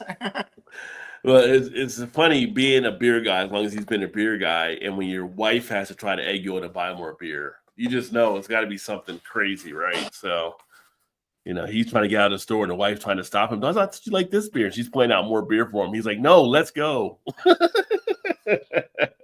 I know. Like, yeah, all right. Yeah. He's like, I'm done. Yeah. Jungle Gems, Cincinnati. It's a must stop for anybody that ever comes to this area to check out the beers there. There's so much good beer coming through. And like the one guy was telling Dave one there, I think he said it was last year. At one point, Cincinnati was number 1 for beer, but I think they were like number 6 on the list. He told Dave last year or something they looked at. So Cincinnati's just huge for the beer. Yeah, for cities in the country. I mean, I can see it probably not being number 1, but I can't fathom the thought of like. It was number 1 at one point for the best place to buy beer. Yeah, like I can see that ish. Or the best place for beer drink or whatever it was, because the beer, it was based off the beer being available and the cost of the beer. Because I told you, you've seen it out here, but I told you about the pricing up here. The pricing is insane at some spots. Like, if you put it all into account of the whole overall experience, see that. But if it's number 6 now, I'm like, what's the other 5 cities that are ahead of that now? Well, you're always gonna have a Chicago in the mix, right? And and you got Denver that's going to be in the mix. I know. But I always feel like per capita and the size of the city, like for Cincinnati to be ranked that high, to me is always kind of mind-boggling. Yeah. I mean, think about it. I remember when they did. In those regards, to me anyway, I'm not saying like the beer scene's not great, but I'm just like, I feel like it's kind of like the left behind, forgotten child of those. Some of the cities is what I mean. Yeah. But see, it getting recognized as like 6th or whatever now, especially I'm thinking, damn, that's still pretty damn good. But you think about all the breweries that we got here. The other 5 cities that are even better than that. I mean, we've got like Chicago or probably Denver or out in Oregon, Washington or something, Yeah, I'm not sure how much the number may have switched, but we've got 400. We did last time I looked, 400 breweries in Ohio. So you look at some of the other states, like I think even Illinois is like 3 something maybe, right? Depending on, and they have so much going around Chicago, that kind of stuff. But you look at Michigan, I don't know what Michigan's number is, but I think we definitely can be kind of close to that as well. So yeah, it's a great spot to actually enjoy some good beer. I wonder, like breweries per capita or something in those lines. Like, I would think Ohio's got to be right there, top 2 or 3. I would think, if not 1, right? For like the population of the state itself. For breweries, compared to breweries. If you're going like the breweries to the people per capita, it's got to be. It's got to be somewhere up there. Well, that's what I'm saying. Yeah, because I mean, number of breweries you're going to have more like in California probably or like that. But it's like when you look at the per capita broken down, Ohio's got to be one of the top brewery per capita. So I'm like, we know we've been to Chicago. Like, they got a shit ton of breweries, but outside of Chicago, it's probably few and far between. I'd imagine. Yeah. The further south you go, like I'm sure I know there is some, but it's like not nearly. But like you said, Ohio, you got Cincinnati, which is the big bulk of it. But then there's a bunch of great stuff, even. Well, there's a lot. There's a lot of Wisconsin as well, because I remember in some like top 10 cities. I remember when Wisconsin were 3 of the top 10 cities, like in one state, like across the country. Yeah. So they have a lot, and then Vermont has a lot per capita for how many breweries and the beer up there for the number of people they got. They're like one of the top ones as well. But I was just wondering. what I was going with that was I was just wondering how much that plays into like the rankings of breweries in that list based upon. I wonder if there's a thing on Google here.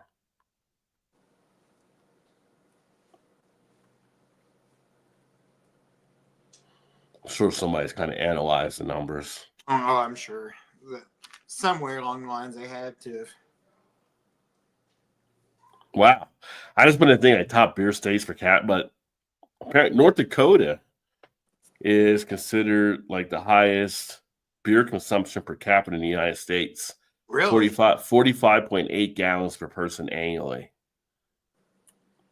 Well, Which then I'm like, what else are you gonna do in North Dakota, really? I was gonna say, well, not only that, but then it's like for as big as the state is compared to how many breweries are probably there, that probably makes sense. Because let's say you've got like 3 breweries for the whole state.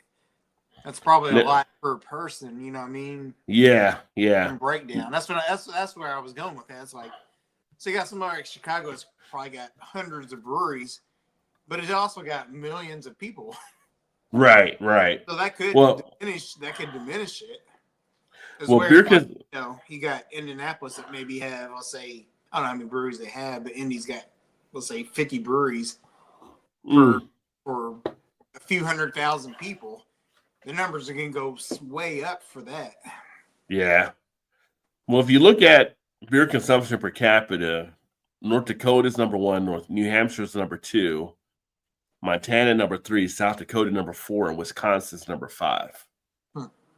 But breweries per capita, Vermont is number 1.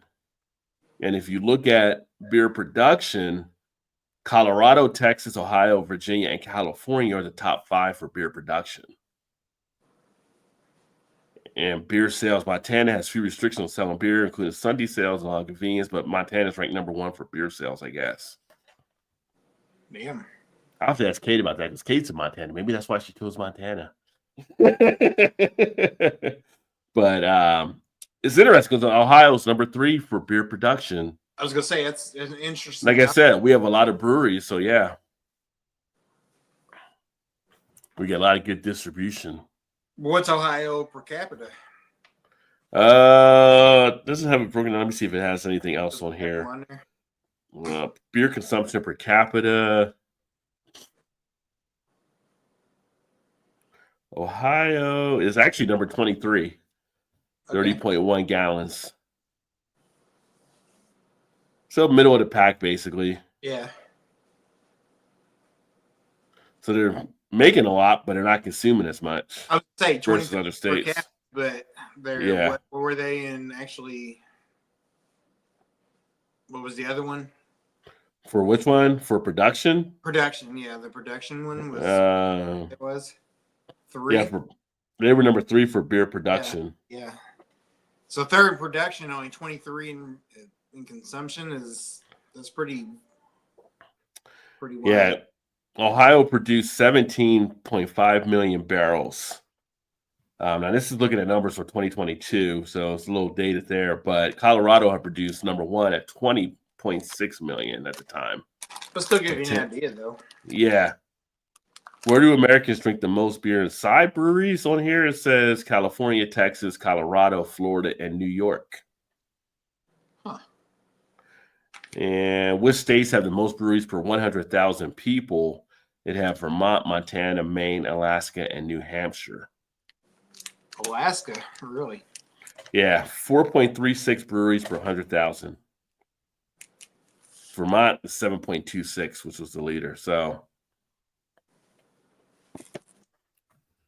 Dave said quality is Illinois, not quantity. Yeah. I mean, that's true. That's true. You get quality and quantity. Yeah. And the real degenerates would be the state with the highest consumption of wine. Could be. Because we kind of fall in those lines here. We got quantities fairly decent. Quality is suspect. Well, Kettle's doing his best for Indiana. So I mean, like there's some pretty good ones, but it's like not as many as I would like it to be locally. Yeah. And I'd say the ones that are suspect are bad. They're just not what you would, Yeah. What's up, Cheers, Paul.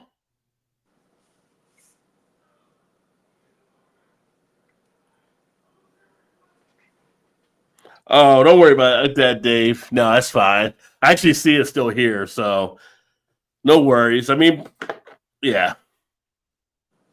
That was there, but great to see you as well, Paul, my friend.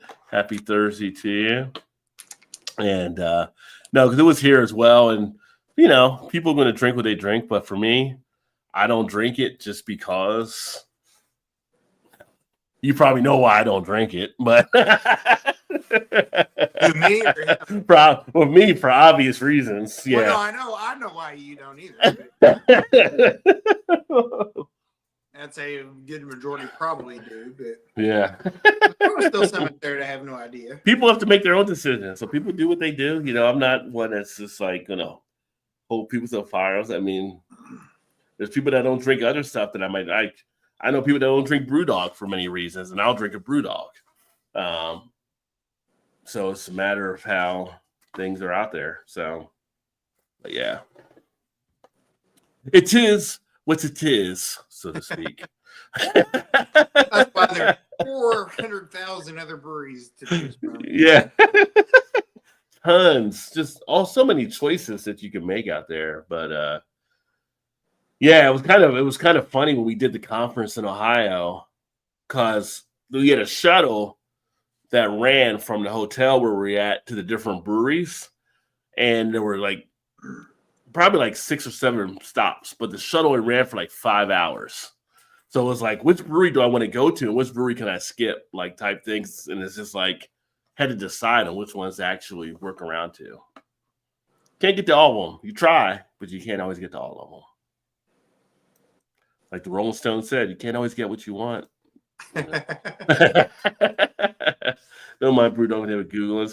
Yeah, I mean, they kind of course corrected for stuff they kind of stepped into along those lines, and things were definitely addressed there. And I think it's basically how breweries handle things when things go wrong. And you know, when I was at the conference talking to a few of the people, you know, we did talk about the missteps of founders and what they actually did in their scenario and how they would never get an audience back, so to speak.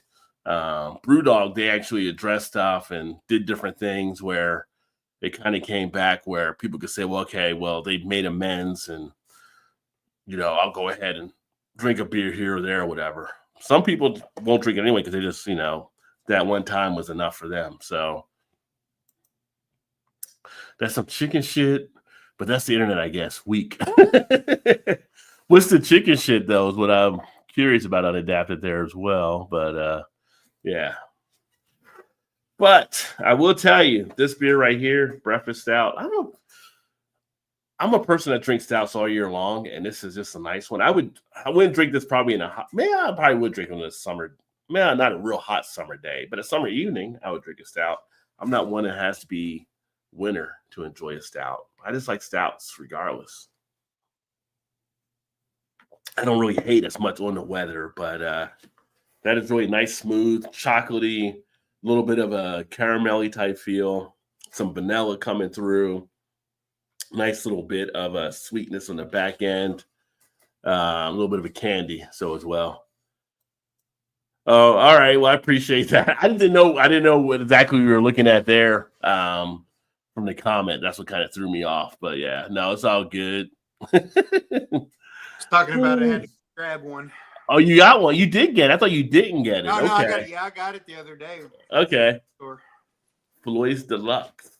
They had them 6-pack bottles, 4-pack of the big boys, or a 12-pack. The 12-ounce cans, I think, is what they were. It was weird, like a weird allotment of them. Okay. Let me see here. I was just looking at the chat, and Ray was saying he's watching. Ray's got a 75-inch TV. He says he has it up on there. We just got a 75-inch TV for downstairs a couple months ago. Have to try that. Have to throw it up there on TV and just watch it. It's like, oh, Like, man, you really talking about myself. Watch some video, just watch a video. I'm like, dang, you really are ugly. Why am I doing this for? And now you're in HD. Yeah. Like, dang, is it that bad? Sorry. All right. Oh my gosh. Yeah, TVs keep getting big. I'm like, pretty soon you just have a movie screen in your house, apparently. So I don't know how big like you need to have for the TV, but yeah. She asked me like last year, like, we can do like, do we really need a bigger TV? I mean, I feel like at a point you're overcompensating. Like, how big does this TV need to be? Like, the person has to be actual life-size build when you're watching them walk on the screen or something. Like, yeah. You want to feel like it's lifelike in your living room. You want to feel like you're on studio set, right? Yeah. After point, like, why do you go to movies anymore? You can just sit there on your couch and the TV's so big, you don't have to go to the movies to see it on a big screen. Right. Yeah. Thought I had Boulevard Barrel Aged Whiskey Stout to share with you, bro. There you go. Look at that. Looking out for you. Nice. I forgot he did tell me that. So, yes, let's do it. You can't be disappointed with Boulevard for sure.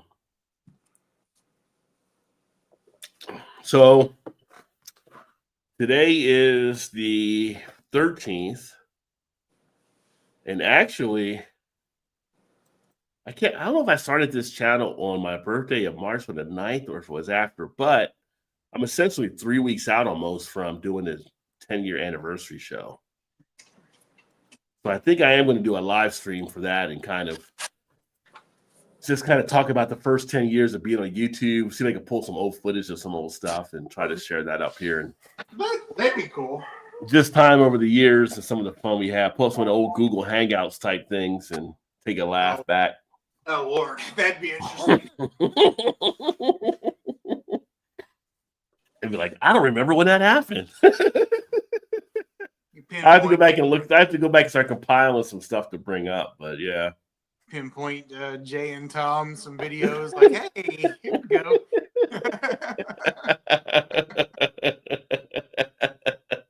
Oh, the throw in Manila in the beer world. Yeah. Oh, you could even throw some of the old videos of Joe before he actually showed his face. Before Joe showed his face there, yeah. Had the logo. I was like, Joey just hid in the shadows. But when I first met Joe or started seeing him, I was thinking, I thought she was way older than what you are. Because just the way he talked and stuff was so, I was like, yeah, he's an old soul. Yes, yeah, that's what I was like. Really? Yeah. Okay. Oh, nice! Congrats to you, Kettle. Just under 2 years old and just hit 1 million views. So very nice. Give you a nice little applause on that. So, yeah. Yeah. Well, it always depends on what you're kind of doing too. So it's kind of like, YouTube, the way it's set up, if you're doing long form, it can take a little bit longer. If you're doing shorts, it can be a little bit quicker. If you're doing some of the post type stuff, but whatever you're doing for how it works for you is awesome. So getting 1 million views on your stuff is just huge. Like 1 million. And then obviously some people are repeat viewers, right? Because they're following you or subscribe, but still just 1 million looks at your stuff is great.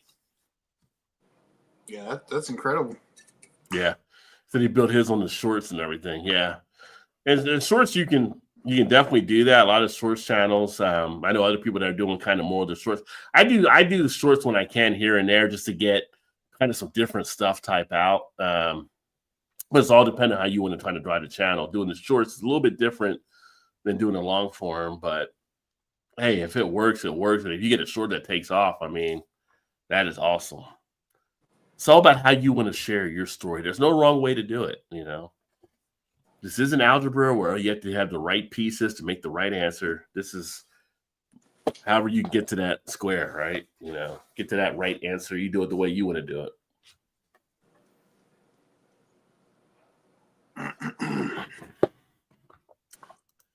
My TikTok just hit 4 million. Oh, shit. Damn. Blowing up. You blowing up, Kettle. Shoot. That is huge on TikTok for sure as well. Because, TikTok is more of a short type platform. So that is solid. I need to actually do more with TikTok than I've actually been doing, but there's only so many hours in a day, it seems. I kind of thought about that also, like TikTok, and probably next move would be Instagram, I guess. I haven't done that either, so. Well, you're on Instagram. You just got to start posting. Well, I am Oh, personally. that's you want to do What's Your Beer? Yeah, I needed to do one for that. Yeah. You always want to just don't make it where it becomes more of a hassle than fun. Right. I always tell people, like, because yeah, you don't want to burn yourself out of it, Do what works for it. Some people just do just YouTube.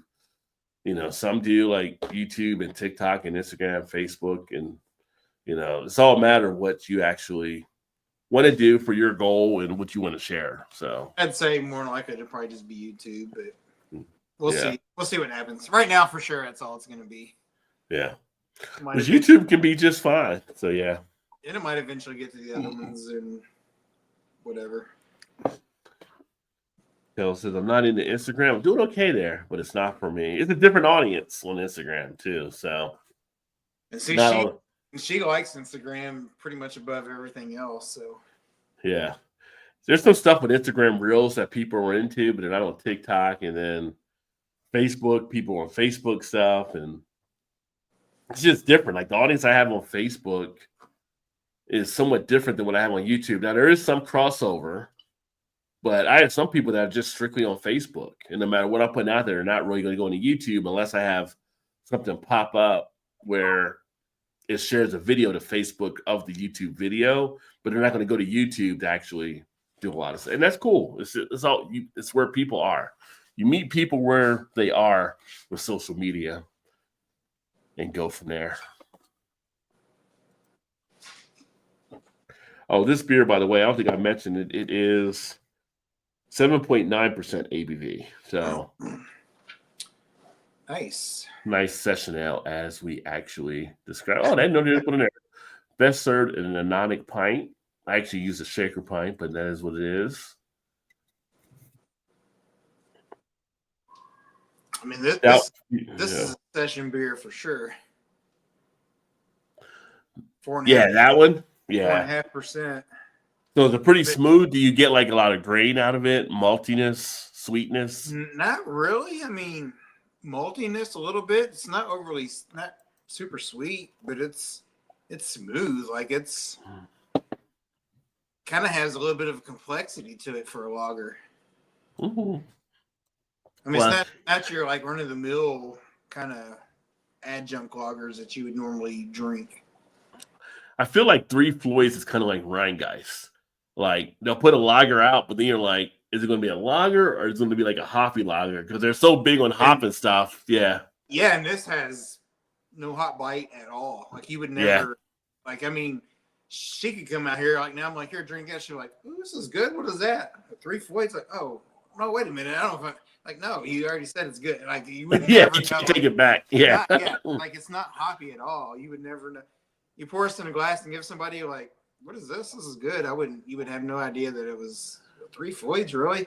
If anybody knew what Three Floyds background for the most part is, like you said, the hoppiness of things or whatever.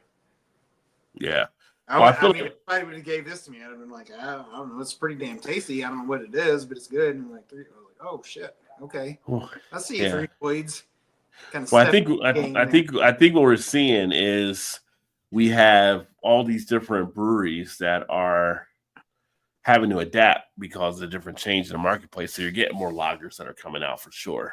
I mean, that is a clean, crisp tasting. I would almost put it as a sort of a medium bodied. Like it's not super light, but it's not super heavy. Like it's just at 4.5%. Like, man, this is, and it's enough where you just don't want to sit outside in the summertime and pound a ton of them. I mean, it's not bigger than just like your Miller Lite type and Bud Light type beer or whatever, but it's good. It's really good. Like a nice little lawnmower type beer. Yeah, but like I said, I wouldn't want to drink a bunch of them. I don't think in the heat like that. Yeah. But it'd be a good one to drink one like after you're done. I want to drink that one for sure, but it's not one you want to just sit and pound.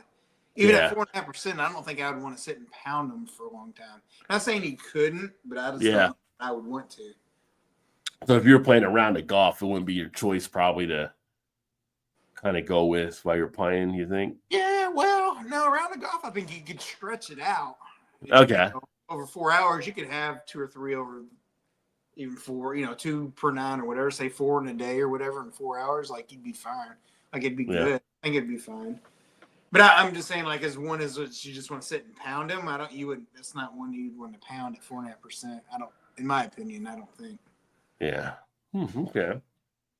Because I think it has just enough heft to it where it'd be almost kind of overwhelming to drink it too fast in a short period of time, if that makes sense. Yeah, gotcha. Kettle says, love me some Three Floyds. I'm 10 minutes from now. There you go. So, Kettle, have you had this one? Did he say? Have you had the Floyd's Deluxe at all, Kettle, up there? I know Dave has. I was going to say, I know Dave commented, but I don't know if Kettle did or not. Yeah. And if you ever hook up with Kettle up there, bring me a plate because he's always grilling so much good stuff up there. I may just drive to meet Kettle one day just see what he's grilling. Yeah, there you go.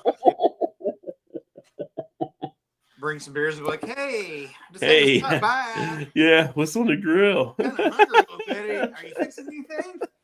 I feel like Kettle's always grilling something out there for sure.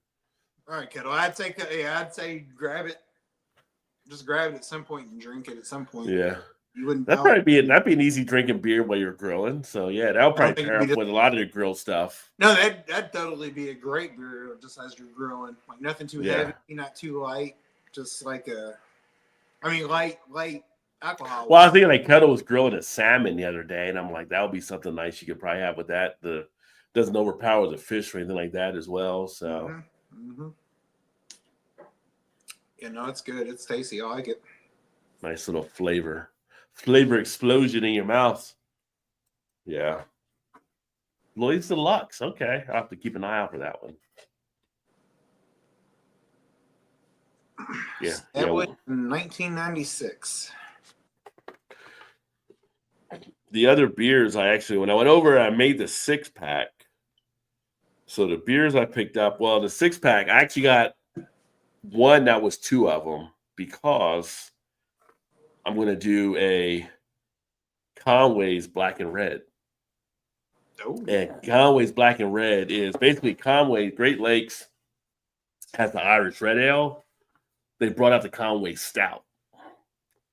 So I picked up 2 stouts and one of the Irish Red because I'm going to do a review on the stout, but then I'm going to do another video, which is going to be a mix between the two to try to pull off a Black and Red and do a Conway special from Great Lakes. So, but I also picked up Mad Tree and their Gutenbach, which is their Doppelbock.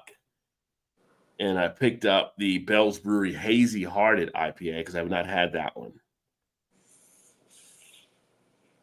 So I'm interested to see how that one will actually taste as well. Hazy Hearted from Bell's? Yeah. Okay. It's their hazy IPA one. That one's pretty good. They got the did they replace the double 2-hearted now with the heavy hearted ale? Because that's like the bigger one they have now out there. I've not had I think it's heavy hearted. I don't know that I've seen that one, honestly. Yeah, because we get that one here now too. And I'm like, they probably replaced a double with this one because I think it's like 9-something% ABV. I'll have to look for that one. Oh, and I picked up Sierra Nevada in their Hop Tropical IPA. I haven't had that one yet. I'm trying to think if I had that one or not. It sounds familiar. I mean, I know the name, but yeah. I got a can of that teak here too. After having it at the Beer Fest, I'm glad I did get a can of that teak. That stuff is tasty from Urban Artifact. Urban Artifact. So many beers and so little time. That's for sure. Ooh, come on, you're killing me, Kettle. You're killing me, son. Turkey breast wrapped in bacon on a grill right now. I'm not even hungry, but now I am hungry. And if you haven't checked out Kettlehead Channel, check him out. And you could probably go over and take a look at his post because he probably has a picture of it out there cooking because that's what Kettle puts out there. And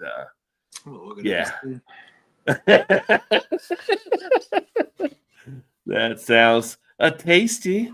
This sounds tasty for sure. Pouring up Sun King, Play Hard, Amazing Lager, beer brew for Purdue's Gene Keaty. Yeah, nice. I haven't had a Sun King beer in a while, but I think I want to say they were at the Beer Fest. I believe Sun King was one of the ones. We didn't make it over to them, but they pretty much always had some decent beers.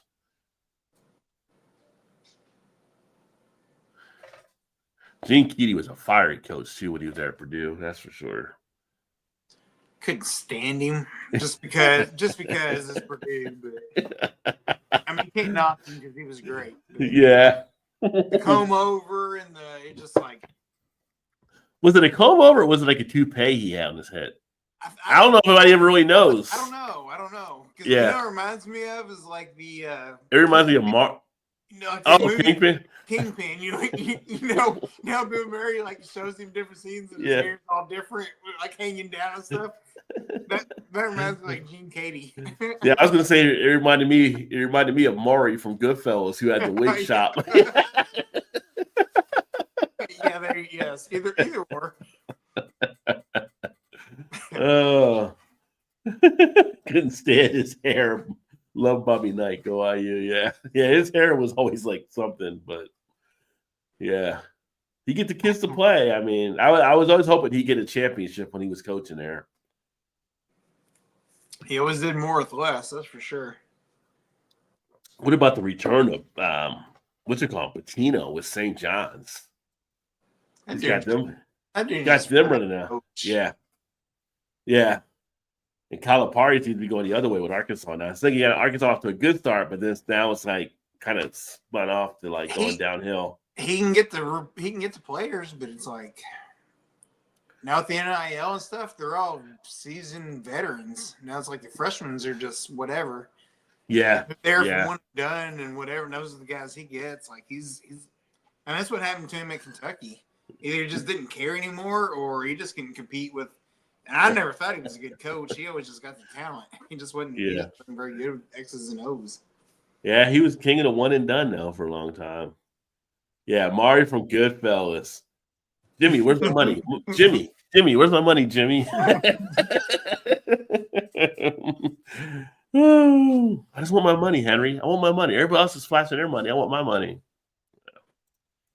I can watch Goodfellas like over and over. Goodfellas is one of those timeless movies you can watch. Goodfellas, we know we mentioned Tombstone before, Casino, it's just classic. You could just Josie Wales, Pulp Fiction. Like one of those just movies you can just put it on and just like, okay, if I'm here for like longer than 30 seconds, I'm in for the long haul. You're right. If I don't turn within 30 seconds, I'm stuck. I'm just like gonna have to watch it all the way through now.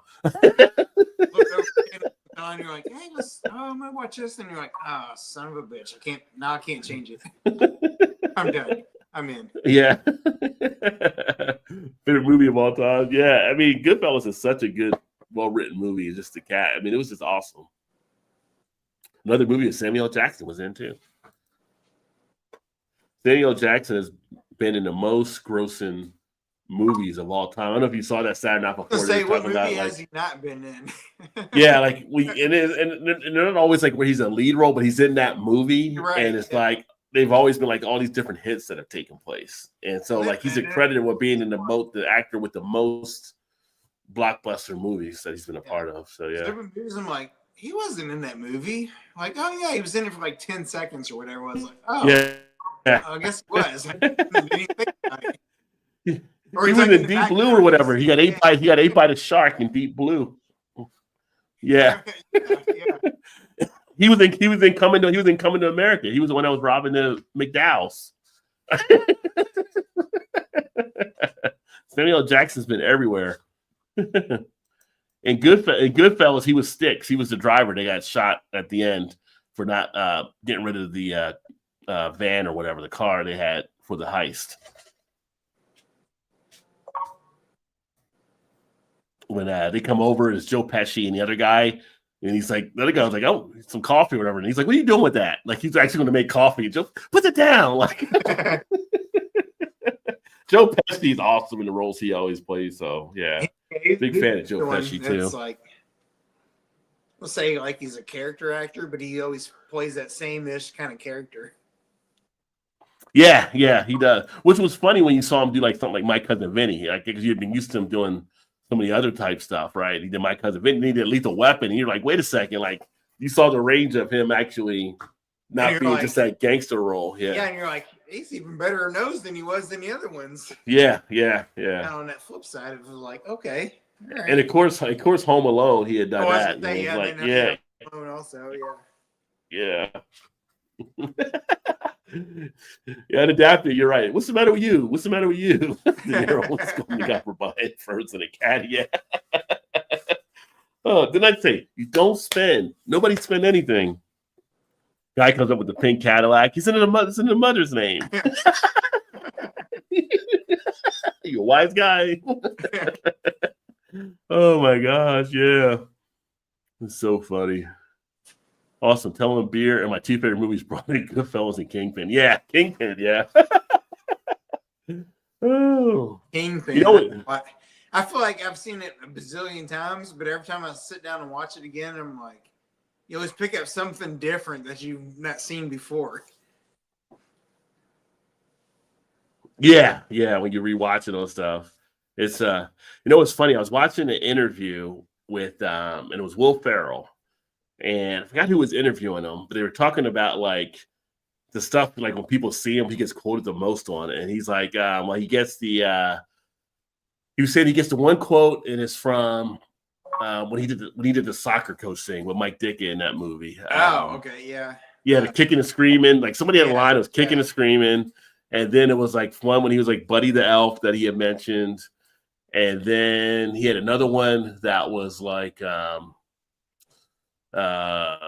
wasn't Old School or Wedding Crashers, it was something else. And but I was watching, I'm like, no one's giving you like the way it tastes, the way it hits your lips. Nobody's giving you that line. Like, well, I was gonna say, or I almost nunchucked your ass. Somebody's giving you those Will Ferrell lines, like the way it hits your lips, and you're my boy Blue. You're my boy Blue. I mean, that would happen. Like in Wedding Crash, he comes down the steps, like I almost nunchucked your ass. Like, how do you not like? I'm like, all the Will Ferrell, I'm giving him something like that, you know. Mom, even like Blade, that's meatloaf. Even Blaze of Glory, it gets the people going. Like, who says King? It's so many. Like, how do you choose, and where would you rank them? And how would you choose? Just like there's so many lines in movies. It's like there's so many he's like known for now, and I'm like, but you come at him with kicking and screaming. I'll give you the Elf, but kicking and screaming of all the other ones he's done, yeah. Oh, it wasn't even like, did we just become best friends? Like you don't have that like from Step Brothers, like all the Will Ferrell lines, you know. And there was none from Ricky Bobby, Talladega Nights. How do you not have any from Talladega Nights? So yeah. If you ain't first, last. I don't know who these people are approaching Will Ferrell, but you're doing it all wrong. That's all I'm saying. If you don't like Big Red, then fuck you. When he's doing the commercial promos.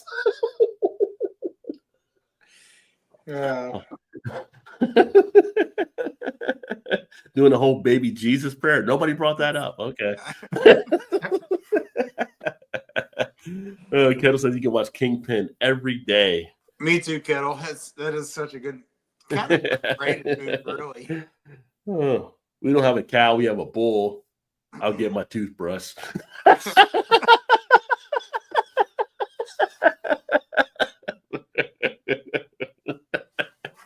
Oh man, yeah. Oh, classics. Some of the funny things. Average 270s. Like, really? Yeah, we bought 15 frames. 15 frames. everything above and beyond. Oh, what's up, Dee? Cheers, my friend. Todd, Happy New Year. Cheers. Happy New Year. You haven't seen Todd since I know Dee been out for a bit. He's been here since New Year's, though. We just here like last week, I think. Was he? I don't know. For a bit, maybe. It's been a while. Yeah. I mean, I'm thinking it's been at least this year, but I don't know. I remember he came in late on one of the Not. shows. I thought it was like last week, maybe it's the week before, but yeah. Good to see you. Good to see you. As always. How's it going with the move and everything? So it's kind of a shame now because we moved, but now they were looking at maybe moving to Baltimore. And it's like, oh, we're back in Cincinnati now. So yeah. Yeah. Like just crossing paths. Yeah. But we did get to hang out that time. And Dee Dee's awesome. Met him and the wife. And doing a real blast. We meet him at Max's Tap House. Good beers. Yeah. It's always cool just hanging out, just meeting people and hanging out. And I know. It's just it's a good time. It's weird. It's just like for meeting people for the first time, but then knowing them for so long, it's just like the whole barrier thing is going because you like, you met her in person, you felt like you met a person already. It's weird. That's so true. Yeah, like when me and Bart met up in New Jersey, it was just like, yeah. I mean, that's the way it was when I met Trez and Cincy a couple weeks ago. It was like, I feel like it's been forever. Like, I knew forever, never met him a day in my life. But that day was like, that was so awesome. Yeah. Oh, California Bob. I thought you signed in late, though. I was thinking I was like last week, I guess not, but I was going to left the country. I thought it's been a long time. I wouldn't think it was this year at all. Yeah, how was that, my friend? Probably awesome. I don't know why I asked him that. Are you right? I'm sure he golfed like almost every day because that's what he does. Like, how do you think it was? Yeah, I was. It's so funny. I was on PTO the Monday before last, after the Beer Fest weekend. So I used to take that Monday off to get caught up on stuff since the weekend is usually shot. And that's when I enjoyed the cigar. I posted the stuff about enjoying the cigar and the beer and stuff. And I'm like, damn it, I should have went golfing today. Because this would have been, I don't know if all the golf courses would have been open because I think there might have been a little bit of snow here or there, but they may have cleaned it up. I was like, I could have went golfing today. It was 70 degrees. That's like most of them are open. Yeah. Or at least the driving range. I was like, I should have went at least to the driving range and hit some balls, but the cigar and the beer were good as it was. I mean, I was just chilling, but yeah. It was in your happy place right there. Yeah, yeah. And I got a nice little cigar spot I found there. It's just like, okay. Humpback whales, Captain. A little Star Trek. I know what you're doing there. Wait on the little Scotty. There be humpback whales, Captain.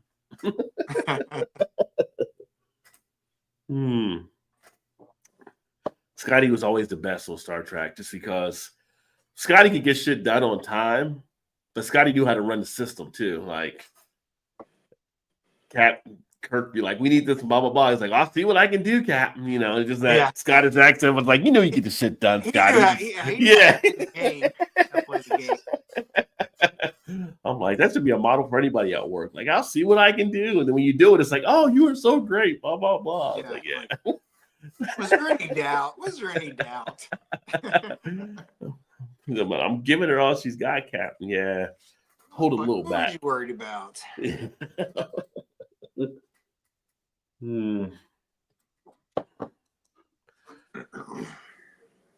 Yeah. I've actually never seen whales out in the ocean. I don't seen dolphins. I haven't either, actually. Yeah. Seen dolphins too. I've never seen a whale. I've seen killer whale at SeaWorld, but never. Well, yeah. Not outside of not out in the wild, yeah. But dolphins are pretty cool to see. Let's put them on a glass. Look at that. Swam with the whales. Swam with the whale shark, big fish. Didn't get in the water with those sea lions, mean bastards. But you got in with the shark. Yeah. I mean, that's probably true, though. That is probably true. But the whale shark is a kind of a docile type one, too. The one you got to worry about with sharks, they say, because I'm not getting in the water with sharks myself, but I wouldn't either. They say it's the bull shark is the meanest. Not the great white, the bull shark. That's the one that will definitely have an attitude, so to speak. I mean, don't get me wrong. Great white will still bite your ass, but Like those bull sharks are the ones that come inland. Like when you're in knee deep water, those bull sharks can be swimming around you. Yeah. I think those are the ones in all the bitings in Florida and the beaches. Yeah. Whatever those. Oh, they're actually a fish? Aren't they all actually whale shark? Aren't they all? Like aren't they all fish? Isn't a shark a fish? That's what I was thinking. I mean, maybe not. Yeah, sharks are cartilaginous fish with 5 to 7 gills. So they're all fish. Yes, sharks are fish. Right there on the internet. There you go.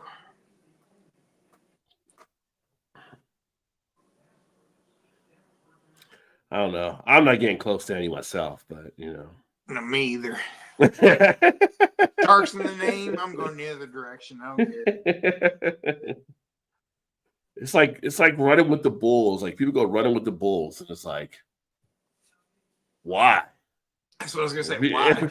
And people are just like, they want to go to Spain and run with the bulls, and and then when something happens, and everybody, oh, like, what did you think? If you the bull's gonna take you out, you fall like, I don't feel that.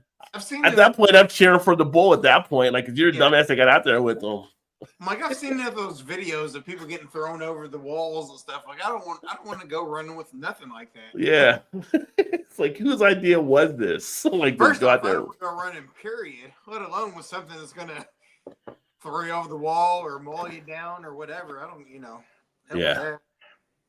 Yeah, I know. It's like I used to want to go to Australia. And as I gotten older and I see more about Australia, I'm kind of like, maybe not. I mean, they got spiders that are bigger than people. These kangaroos are like jacked up on steroids.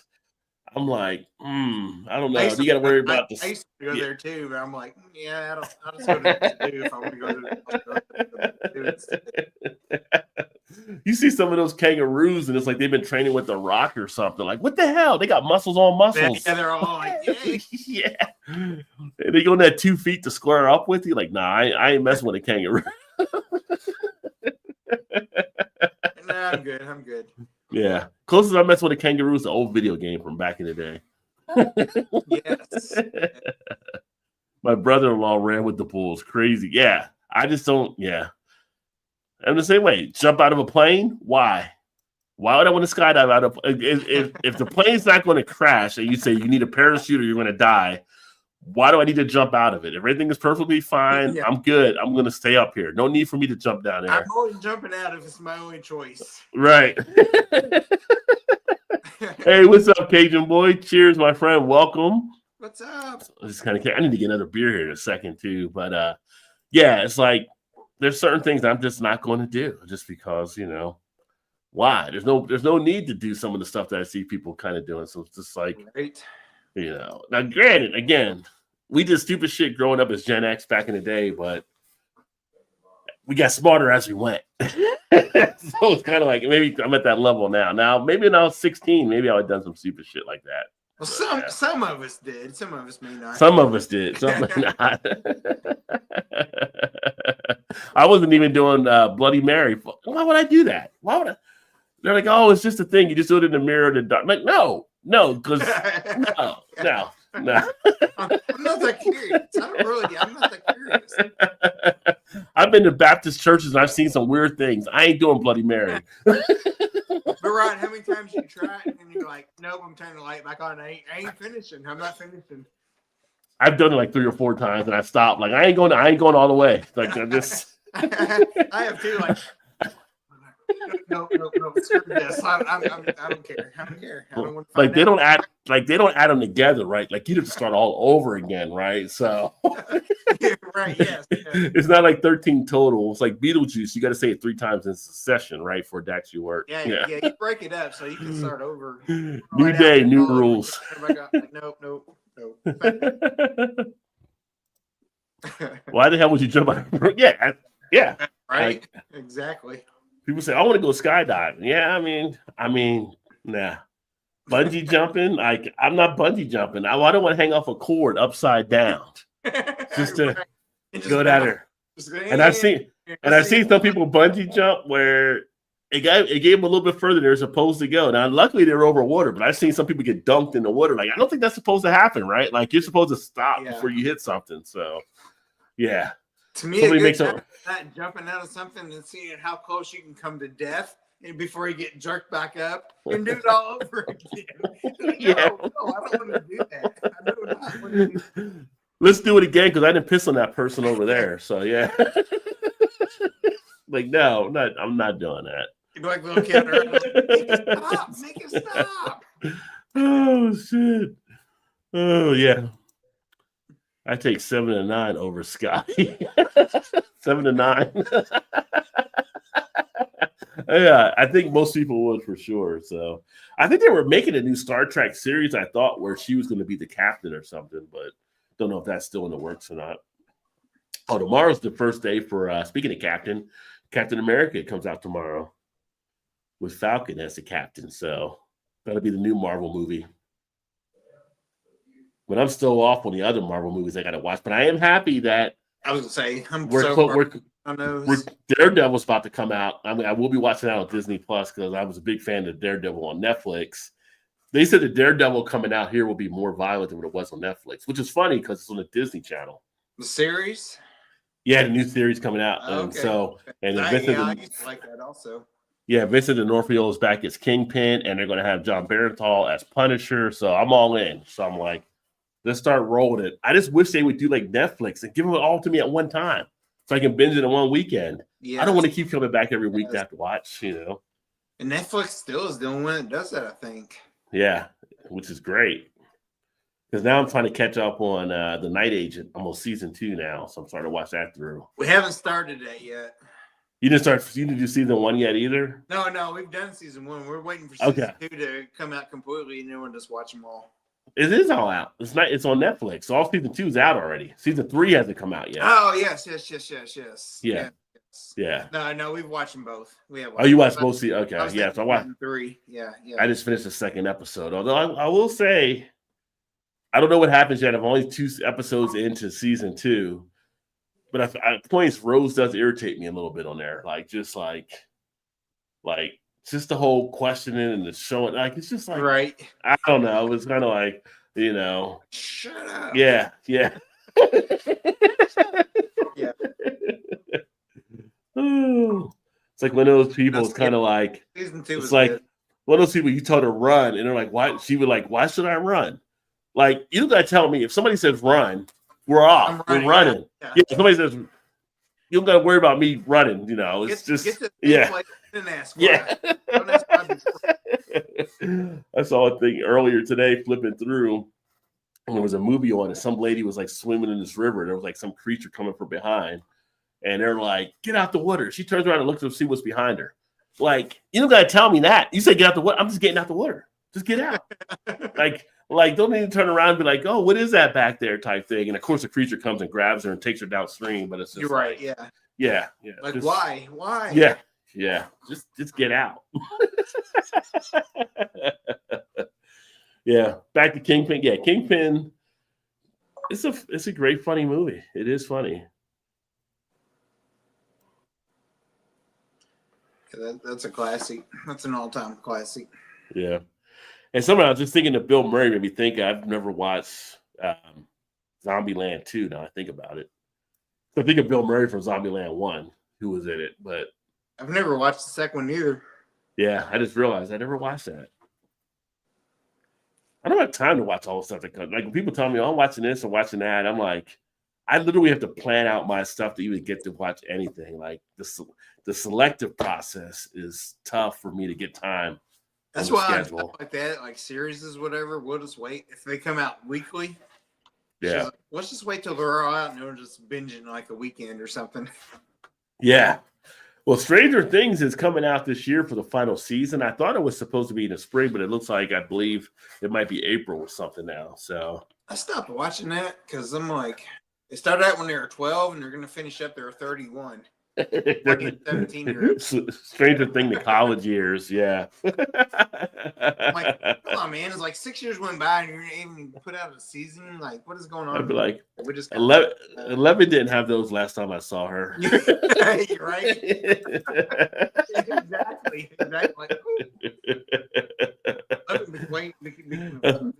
11 quickly became 18. Yeah. Watch Invincible. Violent. No, I have not known. The only Invincible I think of is one with Mark Wahlberg as the Eagle. I didn't know anything about another movie with Invincible.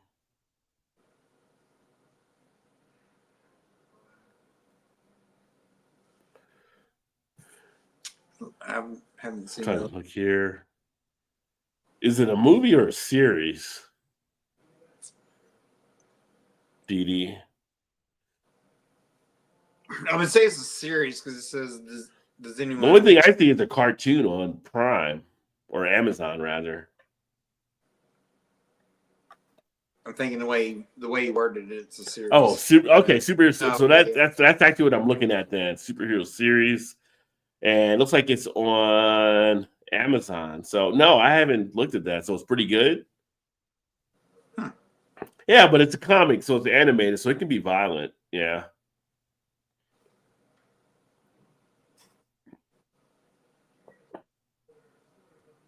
I don't think there's any superhero series that's more violent than what's the other one on Netflix?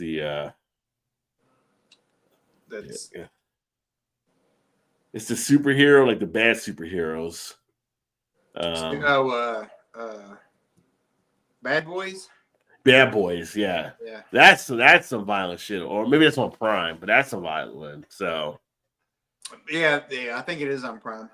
They do some shit on there, and it's just like, you gotta be a disturbed individual to come up with how they just killed that person. Like, especially like, bad side of it. Yeah. And they got the next one is the Gen Z, which is like the next generation of the ones they do, like they're college kids, which is pretty interesting too. But I do watch the series. I do enjoy it there. That one would be interesting, I think. The Gen Z one. Yeah.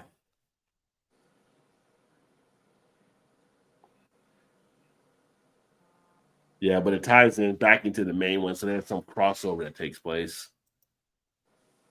Animation 30 year excellent. Okay, so I see the one here. Yeah, morbid. Like some of the stuff you see on it is just like, yeah, it's just like the things they actually do in there. It's kind of crazy, but that's creativity, I guess. Let me grab another beer. You got another beer there, or you just picking out one? Well, I'm almost done. I was going to ask you if you was going to have another one, or... Yeah, it's only, 10:13, so we got time. So I'll grab another one here. Oh. Let Rod grab his, and I'll go down and grab another one also. Since technically I've only had two, even though I drank three, but the other one was NA, so that doesn't count. That does not count at all. And kind of really like 1.5-ish, sort of, so. It's always good when the beer cooler is close. It is. So, yeah. I was just saying, it's like, I technically only had two beers, even though I drink three, but one. Oh, yeah, because you drank yeah. One was NA, so it's definitely just two. Yeah. In my mind. So we'll take it up to the Cleveland area and Great Lakes and their Vivacious IPA. So 9% on this one here, double IPA. And I thought I had this before, but I didn't. I had the Juicy Vivacious before. I was going to say, I was thinking you had Vivacious before. Yeah, this is a different one. So there's a Juicy and there's a... So I wonder if this might be more of a West Coast type version. Nice. But Great Lakes, pretty solid. Again, 19.2 ounce can. Speaking of which, they just had a new announcement. And for those that follow the Facebook page, I had an article in there earlier today I actually watched the president of the Brew Association speak, but 25% steel tariffs they're talking about that might actually start to drive the price up a little bit for the breweries. What I was going to say is, like, do you think those tariffs will diminish like the big tall boys or even just cans in general? You go back to the bottles even maybe. Well, the problem with going to the bottles is one, and this is something the president brought up too. You'd have to have a bottle online as well to go back to the bottles, and then two, you'd have to still find a company to be able to create the bottles and do the glass and all that kind of stuff as well. So you're still got costs that might be out there. It might be a little different. But the cans over the last few years have really reshaped craft beer. Remember, we had the 22-ounce bombers and we had all the other bottles, and like so many people switched over to the cans. And the problem that the breweries run into, and this is something we actually talked about when I was at the Ohio conference as well, is a lot of these manufacturing companies, people are like, oh, just make it in the States or whatever, blah, blah, blah. Well, a lot of companies at a lot of the States, you have to be a certain size for them to actually want to take your order. So what they were able to do, because of some of these overseas cans coming in, they would make smaller scaled down stuff to match what the breweries would actually need, rather than these breweries that would have to pay more for these other cans. Plus, they don't have a lot of space to store, which you'd have to order in from some of these other places here in the States. So it's kind of like you think about the whole thing as far as, and I'll just relate it to, because the whole thing, like the whole migration workers, right? Like you get migration workers that come up to work in a lot of the agriculture here, and you're paying them minimum to do it. But to hire an American, you're probably $15, $16, $17 an hour, right? Plus other stuff, right? So in that type of thinking, to go from switching over from the cans from what they're getting them to here, and knowing brewing, and if you know the margins, a lot of them are kind of thin. You know, if we had Mal in here, she'd be able to explain it like that as well. The margin isn't all that great, so they have to basically look to pass prices to the consumer, which the consumer will have to absorb for them to actually still make the profit they need to make. Or if they don't pass it along, they run the risk of going out of business at some point. It's going to be interesting to see and how it actually plays out. And it's not just the cans. Like people think it's just the canning with the aluminum, but the same thing is, you go to a brewery, probably about 80+% of their stuff is steel. So when you look at like the kettles, the barrels, all the kind of stuff, all the different parts, that's all steel. So when they need replacement parts, that's steel. And when they need new barrels coming in, that's steel.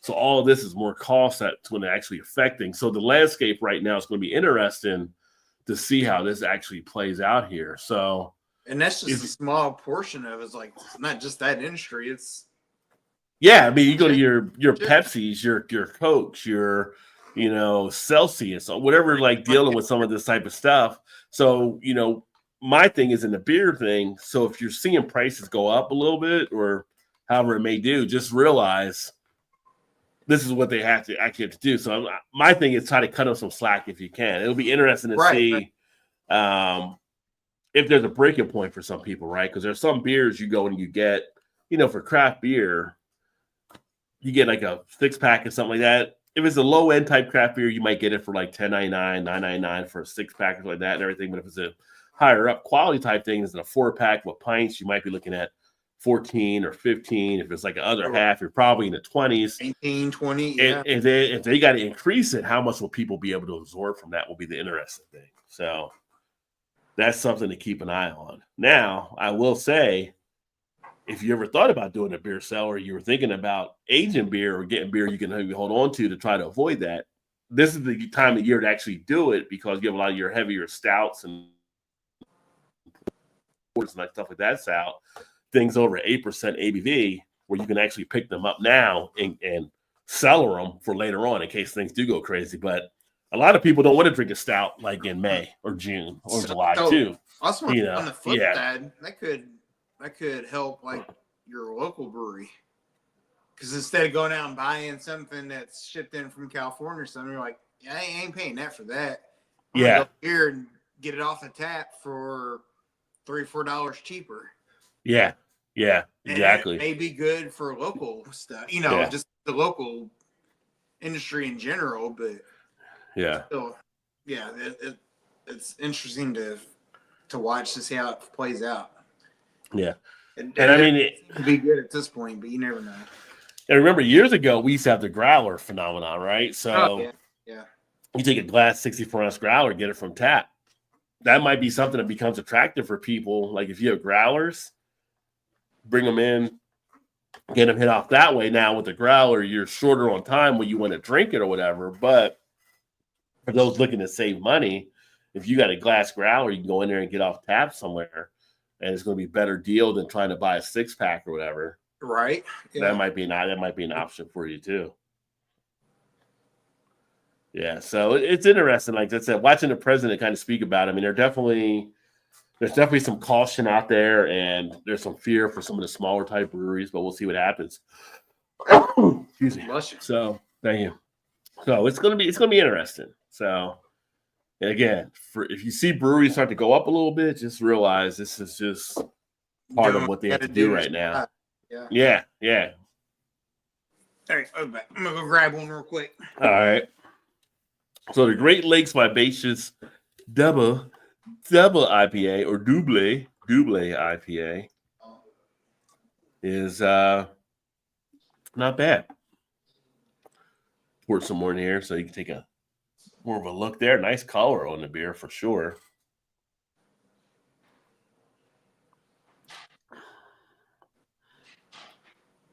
It's got a little bit of a floral type scent to it on the nose. Nice sweetness on the nose. A little bit of a tropical type note, but pretty decent, pretty aromatic. Definitely got some juiciness to it as well. Let me see here. She having sex with the guy, crushes his head while sitting on him. Yeah. Yeah. There's some crazy scenes for sure.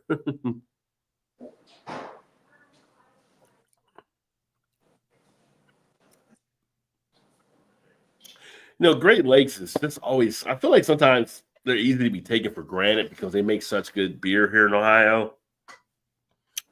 But this is well put together, like everything else they pretty much do. Nice duration of the flavor, it kicks around nicely in the mouth. If you do like Great Lakes, and you do get Great Lakes, by the way, I mentioned earlier in case you missed it, they do have a Conway Stout that's out now, which is a new line they just brought out. And the Conway's Irish Red is also out. So it might be one you want to check out for sure.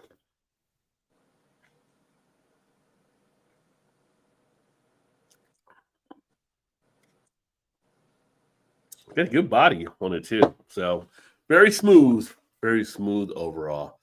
So what's everybody else drinking out there? Like nobody's really been saying what they've been drinking too much of tonight. If you are drinking something, let me know in the comments as well. I know a few of you have told us what you're actually putting down.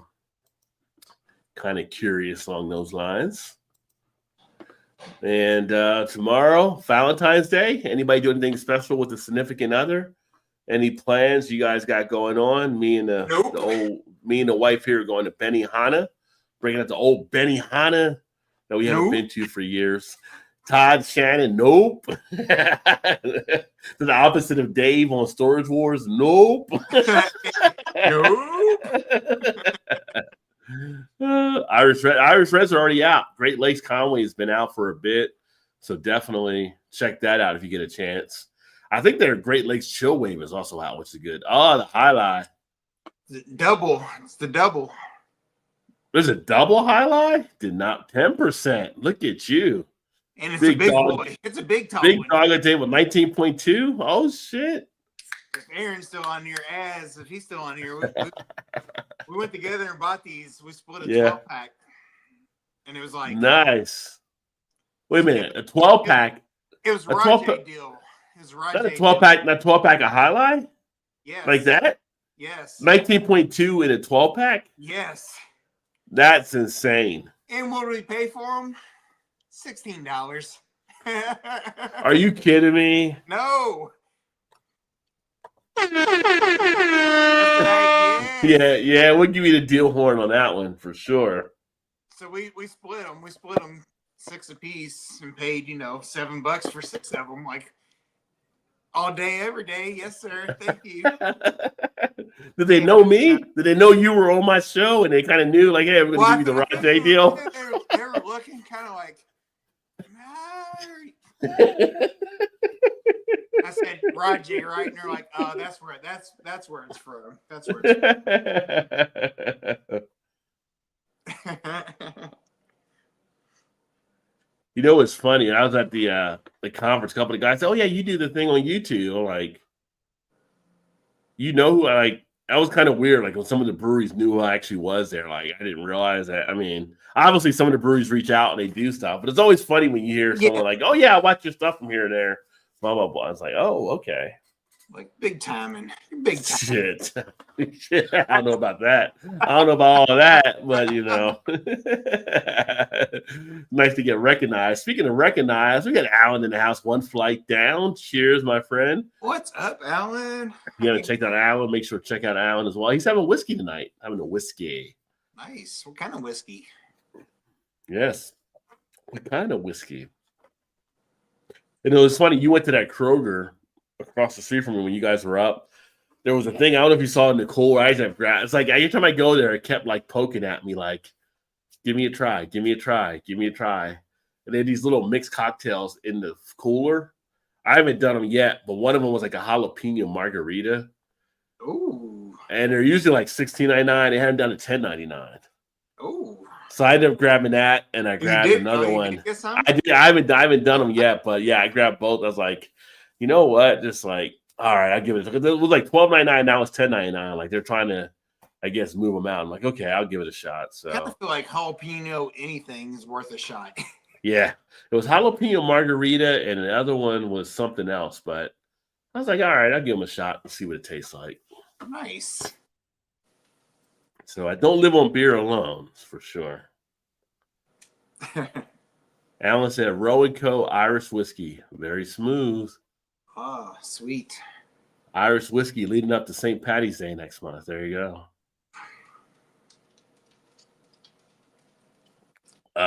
Very nice. Very nice.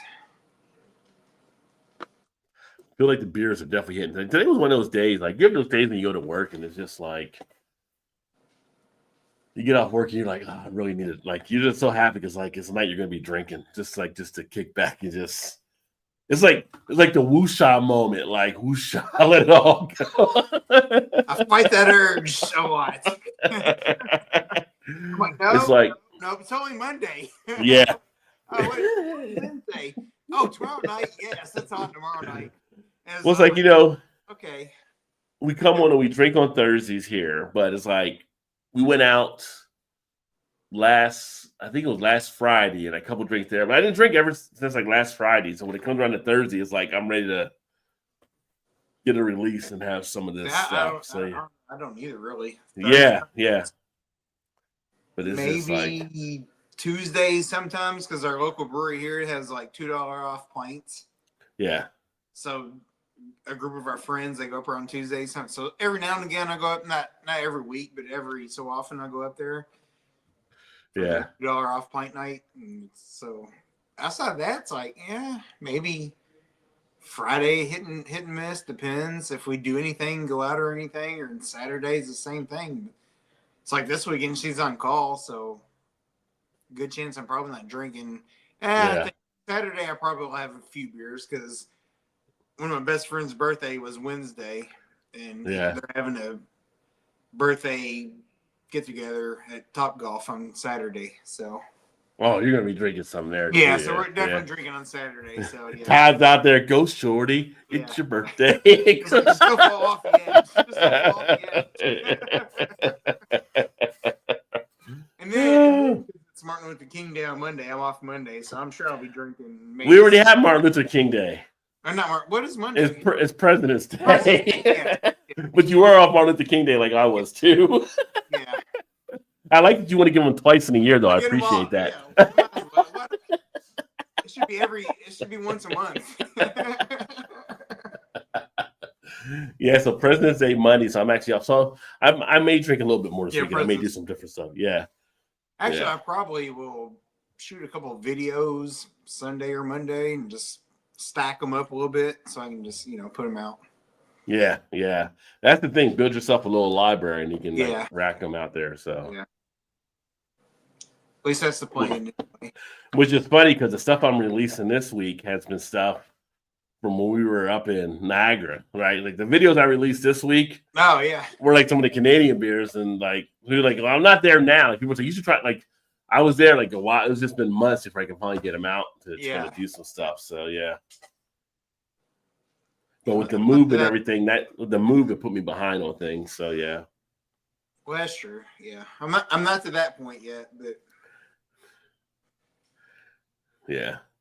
It's like I go to the vault. Like in my vault, I have this one finally released. It's like when Prince died, I went to Prince's vault. He had like 10,000 records he never released. Yeah, we're going into the after years. Yeah. When I die, my wife would release videos I never released and stuff. Like this new release from Three Floyds, the Gumball Head. This was great. Like, wait, that was released 25 years ago. What do you mean just released? You're like, oh.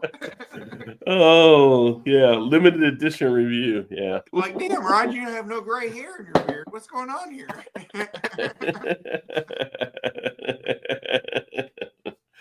Yeah. Or if I was just like, oh, you got hair. Like, what's going on? I'm like, oh, whatever.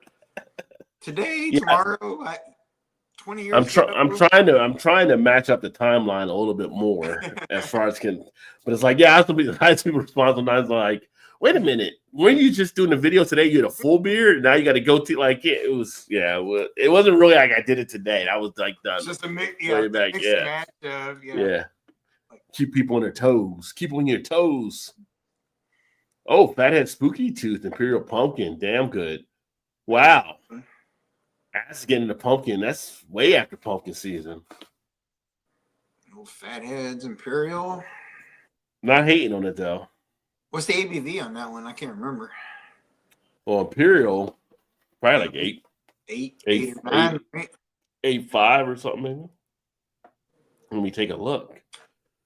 So was it 8 and above to be Imperial? Is that what it is? Just for stouts. For IPAs, they do it at 7.5. So. Oh, okay. I wasn't sure what the actual breakdown was for those. 9% on that one. Oh, there you go. Oh, all my friends. The average rating of my 86 friends that have tried it was 3.91. Everyone else 3.81. So pretty decent overall. So your friends have better taste then. My friends are more critical. Well, no, wait, they were higher though than the rest, right? They were higher. They were definitely higher. They were definitely higher. So yeah. It looks like this. I was looking on the thing here to find it. The closest place I saw was somewhere. Well, not anymore because that was back in December when they had it. So yeah. I think I've seen it before, but I just haven't tried it there. Can't go wrong with Fatheads. Pretty sure I've had that one. Now I gotta look it up to see. I know I had Spooky Tooth, but I'm not sure the Imperial. Big Daddy, you double fisting out there. You also got some Wild Turkey 101. What? I haven't had a Wild Turkey 101 in years. Wow, yeah, that's me too. I remember I used to say Wild Turkey, and you're like, oh, really? You say Wild Turkey, you gotta turn the hat around. It's gonna be one of them kind of nice. Fuck it, I'm all in. Let's go. What else you got? Oh shit! Wild Turkey takes you back to being a WVU and chewing tobacco. It's like, let's go. I'm down. Give me some of that Copenhagen. That's gonna be one of them nights. Let me get my boots on. These boots are made for walking. Oh yeah. So I have had the Spooky Tooth Imperial 3 times. My average rating is a 4 out of 5. So you liked it? You liked it? Yeah. I thought I had it several times, but it wasn't for sure. Yeah. Let's see, what was the shit? I haven't had it since 2019 though. It's been a while. It's been a while, yeah. So I had it in 2015 twice and 2019 once. Damn, needed time to do it again, I guess. Aaron, you got any left over besides that one? Save one. Save one. Hook your brother up. Hook your brother up. And when he will too, because we did over Super Bowl Sundays. Like he brought all kinds of shit to share for Super Bowls. Like, damn, he just goes out and buys a bunch of beers. Yeah, that one just wants to drink them himself. He just wants to share them with everybody. I'm like, oh, that's awesome. Yeah. I'm just looking through the stuff I've got on hand still. So much stuff still on hand I got to go through. I got that Black Tuesday in there from the brewery. That's 19.4. And the thing with the no, I picked it up last you know what? I picked up Black Tuesday. I think it was December 2023. Oh, so really? Okay. Yeah, it's been a while. It's an Imperial Stout. But it's like one of the 25-ounce bottles though too. So it's like, you know, it's kind of like, share with a friend. Well, no friends around. I guess I have to go all in. So somebody's getting ripped tonight. You or you gotta super cork it. Yeah. To make sure it's good for the next day. You gotta drink it to get it right then and there. Screwed. You know, when you get a lot of beers, you forget you have beers. I just realized I'm going down my list. Apparently, I have Deschutes the Abyss Coconut. I forgot I had in there. So I got that in this stash. I still got a 120 in there as well from Dogfish Head. A few Yetis, including the peanut butter Yeti. I need to do that too. I need to go through. I still got some Jack's Abbeys in there. Oh, I got a Cashew Turtle Barrel Aged Frame and Hammer, 12% Jack's Abbeys Imperial Porter, Baltic Porter. So what I'm hearing is, Todd, you're only an hour and 40 minutes away. Drive down and we'll share them. That's what I probably. That's what or come up and bring them with you and we'll share them here. Either way. Right. I'm just like going to like, what the hell? Why do I have all these different ones in there? It's like it's like going through the laundry and finding a $20 bill in your back pocket of your shorts you wash. Like, whoa. Yeah. Yeah. Is that a different one? That's a different one. I've got a rye whiskey barrel aged Old Rasputin. Not the one they sent me, but a different one in there. I've got a Westbrook 11th anniversary chocolate and caramel stout. I got a Westbrook Gates the Mortar Imperial Stout. God, I got to start getting into some of this stuff. I know I got good beers in there, but it's just amazing on the stuff I got. Epic stuff. Even Epic outside Big Bad Baptist. I got a lot of the Big Bad Baptist stuff in there. Makes me want to drive Jungle Gyms to get that alone. Well, I tried to send you to Cappy's because Cappy's had Big Bad Baptist there at one point when you were up here. Yeah. When we were that was near you. We left way too early. We was like, we're just going on home. Well, what time did you leave on Sunday? Because I talked to Trez and it was like, he's like, I think they just left like around 11 or something. No, and I'm like, I could have met you. I said, when I messaged, it was like 7 or 8 or something. Yeah, but it was like 9:30ish or 10. Oh, okay. Well, they might have been open at 9 actually. Because she likes to sleep in. I was like, we had to check out by 10, and she was up and she's like, you want to go? I was like, yeah, I've been up for a while, so like, yeah, let's go. I'm thinking it was like 9ish, 8:30ish, 9ish.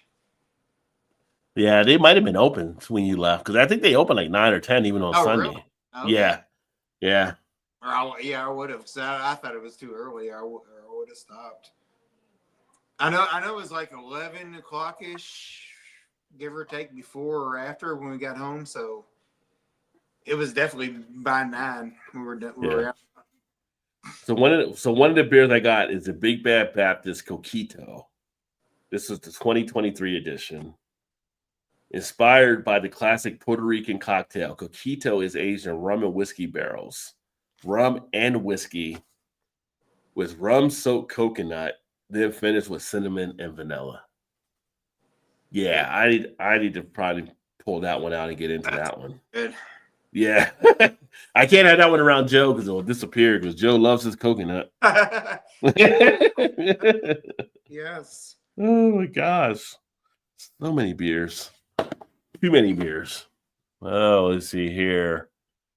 As said, went to Great Lakes Brewery a couple years ago and tried to go on tour, but you needed to make an appointment. A heads up for anyone wanting to do the tour. Definitely call ahead. Okay. Oh yeah. I think he was telling me about that before. My girlfriend just got in a parking argument with a neighbor, and he ended the argument with "Yo, mama." What happened? That's never going in a good direction. Yo, mama, wait, what? Oh, he must have been arguing with a Gen Xer out there. Yo, mama. Yo, mama. Oh man. Yep, $8 with each. That's crazy. Okay, yeah. So $8 a piece for 6 each of the $8 each, so you guys pay $16 plus tax. $16 for a 12-pack of the for a 12-pack. Yes. Which basically were like $1, 10% I don't know, 25 or something like So he and I split them, so it's $8 a piece. That's crazy. Yeah. That and for the double, not just the regular highlight, but the double You're at right. 10% ABV. And I'd never seen the double before. Is there a date on there? Like, was it old or anything? Let me pour the rest of it out in here, and I'll tell you. I mean, obviously you're drinking it like it's fine, so No, I'm just curious. Yeah. Good. Yeah, it's old. Shit, it's almost a year old. Oh, okay. So they had to move them off. Canned Yeah. on 3/17/24. And you got them when? We got them 2 months ago, maybe. Okay, so like December, basically. So Yeah. like 9 months after. Yeah. I mean, a lot of those guys would go 6 months. IPA usually 6 months, but it go. I mean, it's all a matter of what you're getting out of it. Yeah. But at 10%, like, I'm like, okay, maybe it's not what it's supposed to be when it's fresh, but that's not bad. Like, it's not terrible. No. Well, with a double IPA, you're gonna be more malty than hoppy anyway. And it is. And it Yeah. is. Still, I feel like it still probably holds up to what it should be. Yeah. Long you don't have any chunks like Eric did. So I mean, No, obviously no, his no, IPA was no. 6 years old, but I'm thinking 10%, 9 point. What is it? 9 point. What's the big ones? 9. I thought it was 10%. Well, no, Wasn't it I'm 10? talking about like the can. Oh, 19.2 ounces. Yeah. 19.2. So we got the 19.2 at 10% for $8 a piece. Yeah. I feel like the 19.2 ounce can is considered to be what they call like the stovepipe or whatever like that and everything. Yeah, yeah. But when you put like a 9 or 10% ABV into it, it should become the wreck the shit can. Because you're about to wreck some shit up when you're drinking Right. ABVs out of that. So yeah. And it's like, we're at $8. If they suck, they suck. It's $8. But if they're good, I mean, and they are, and they this was my last one, so I'm like, yeah. Even though they're not quite a year old, but it's like close enough. But I'm like, for $8, what are you gonna lose? I would take that bet any day of the week. And they're pretty fucking good still. Oh yeah. Yeah, I think you're doing all right there. So. And that liquor store we go to get those, they do all the closeouts all the time and a lot of old stuff. And then sometimes you get, some nice imperial stouts and closeout 12%, 30% for a case of them for like $16. Yeah. Well, that's the surprise thing is like, when like something like that I can get where they got it like it's an IPA people might not want to buy because of the Fear, the double IPA, even so with discounted. But when they do it like with stouts and imperial stouts, I'm like, you can hold these for like years. Yeah, right. Depending what the level is, but and they this gotta move it. They'll do it across the board. They'll have like they just put it on Facebook today. They still had like the Sam Adams Oktoberfest. And they must have just got like you can buy a case of them for $15. I don't know if they'll still be good or not, but $15 for 24 of them might be worth a shot. I mean, they're not going to be bad. Well, they would have been canned probably somewhere between September, July. Well, July and August was when they would have canned them for distribution.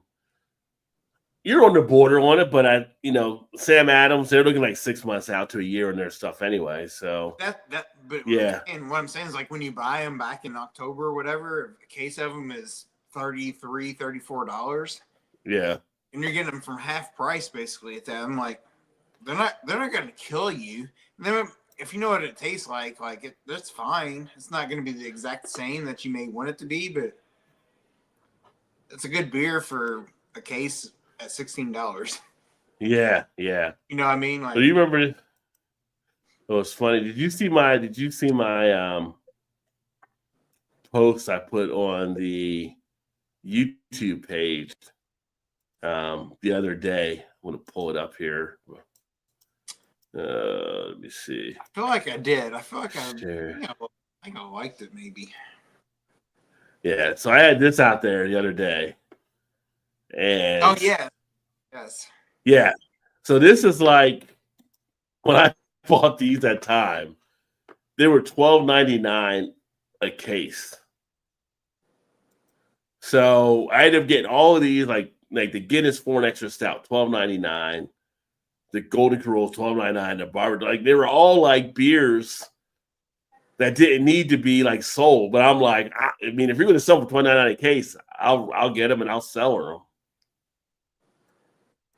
It was just crazy seeing a store actually do that back then. Like someone that commented, like, yeah, I remember those back in the day. Like, no, they still do it now. I'm sure. I haven't been over there, but I'm sure they probably still do those things where you can get these deals on these beers. Like, it's still no Rajay deal of when you got the Mexican stouts that you sent to all of us at like what $1.99 a bottle it was or whatever it was.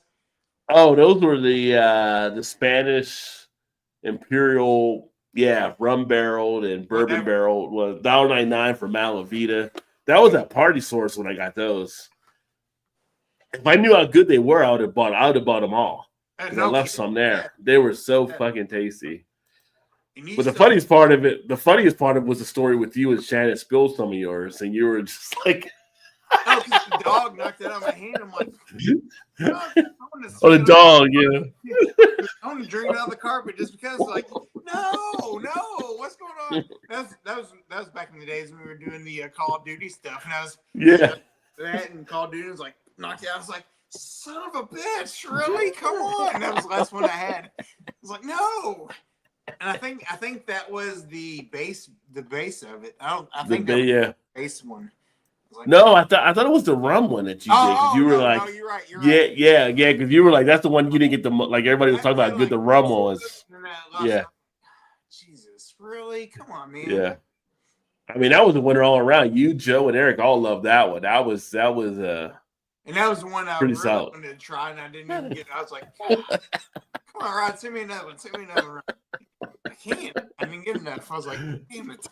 Okay. I have not seen those beers since then, but that was one of those great finds out there. So that's the thing with craft beer. When you come across good beers and you see them or think you might be interested in them, you might have to get them then. That's the problem.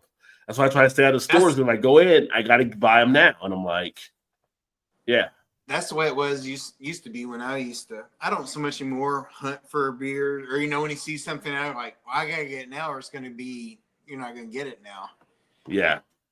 But she used to always be like, don't you have enough beer? I mean, this is years ago. I'm like, yeah, but if I don't buy it now, I'm not going to get it. Yeah. If I, innocent stout or an imperial stout, whatever. I could sit on it for a while. Like I don't have to drink it just now, but if I don't get it now, I'm not getting it again. Yeah. Like, want to come out again? I'm like, yeah, but not till next year. Then it might be a different kind of version of it. So, yeah, it could be something totally different because they'll barrel it differently or they'll do something else with it. You know? Then she finally started catching on. I'm like, oh, okay, I get it. Yeah, once she started tasting some of them and kind of doing stuff. Yeah. But then she got pissed off at some of the breweries where she liked it and they're like, oh, we only do it one time and we're done. Exactly. One time. Why you gotta wait till February next year? Then we'll have it again. I'm like, no, screw that. I don't want to do that. It ain't that good. I'll go on to something else. Oh, she's used to like Budweiser. You just keep doing it again and again and again. No, we don't do it that way, the craft beer world. Exactly. Sharon is passion, as says, yeah. Sharon is Karen. Sharon is passion as well. So yeah. It's always good to share. The good thing with beer is always good to share when you can. And he does, for sure. Yeah. He does. It makes it fun. It makes it a bigger experience, I think, sometimes. It's like when you guys came up that time, it was more about, like, I knew, like, the places had good beers, but it was more kind of getting you guys out to those breweries to see what you guys, because I knew, like, the expression and stuff, and when you got the chance to taste some of the other beers they had around Cincinnati when we went to Street Side and Brax and all that, it was kind of like, that's more the shared of, this is what we're coming up with up here. So, and then just seeing more of the excitement for you guys. And Eric and and Jack. Yeah, it was just more of the experience of, like, here's what we got. Like, you know, and I had more fun seeing you guys actually, like, oh my God, you got to taste this. You got to taste this. Blah, blah. Then know what we were doing. Right, so, right. Yeah. But that whole best day, though, was it Party Source? Party Source, yeah.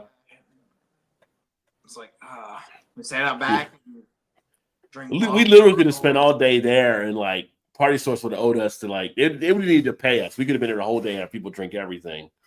Because we kind of, like, took over, like, telling people to try this or try that, and people were lining up behind us, like. The funny thing, still to this day, that funny thing that whole day was when you were buying that bottle, and me and Eric was like, "You're doing what?" Right? You were like, "Shut up! I'm working here. I'm working here." Like, you're getting this for what? Like, do they know what to do? You know what I'm talking about? The Braxton.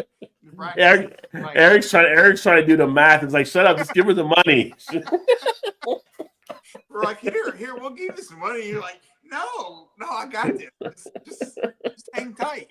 Like, all right.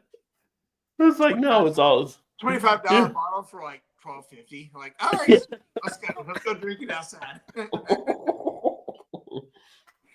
Well, that and having the guy that joined our party that left the other party he was with, like, we've been looking all over for you. He's like, well, I'm hanging with these guys. There's a lot more fun over here. It's probably number two. He's like, where'd you come from? We're over there drinking beers, but you guys look like you're having way better time and better beers. So I'm coming over here. Like, all right, come on. Like, that's what happens. Yeah. Oh my gosh, that's the fun of craft beer, the memories and the fun that you actually have doing those type of things. So yeah. That was when my brother was still married and living in Cincinnati at the time, and Joe and Jack came over at his house that I was staying at.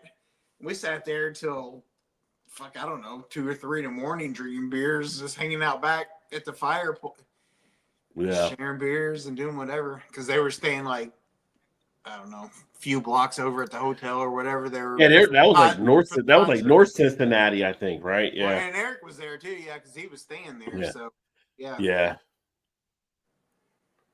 Yeah, it was a fun time for sure. But that's the fun. That's the whole fun, the whole beer type thing. Just like being able to do that kind of stuff. So. And like you said before, it's like it just kind of brings people together. Like, you don't know anybody from Adam, but it's like, we're here to drink beer. What's a beer? And talk about that. And then it expands from that. Yeah.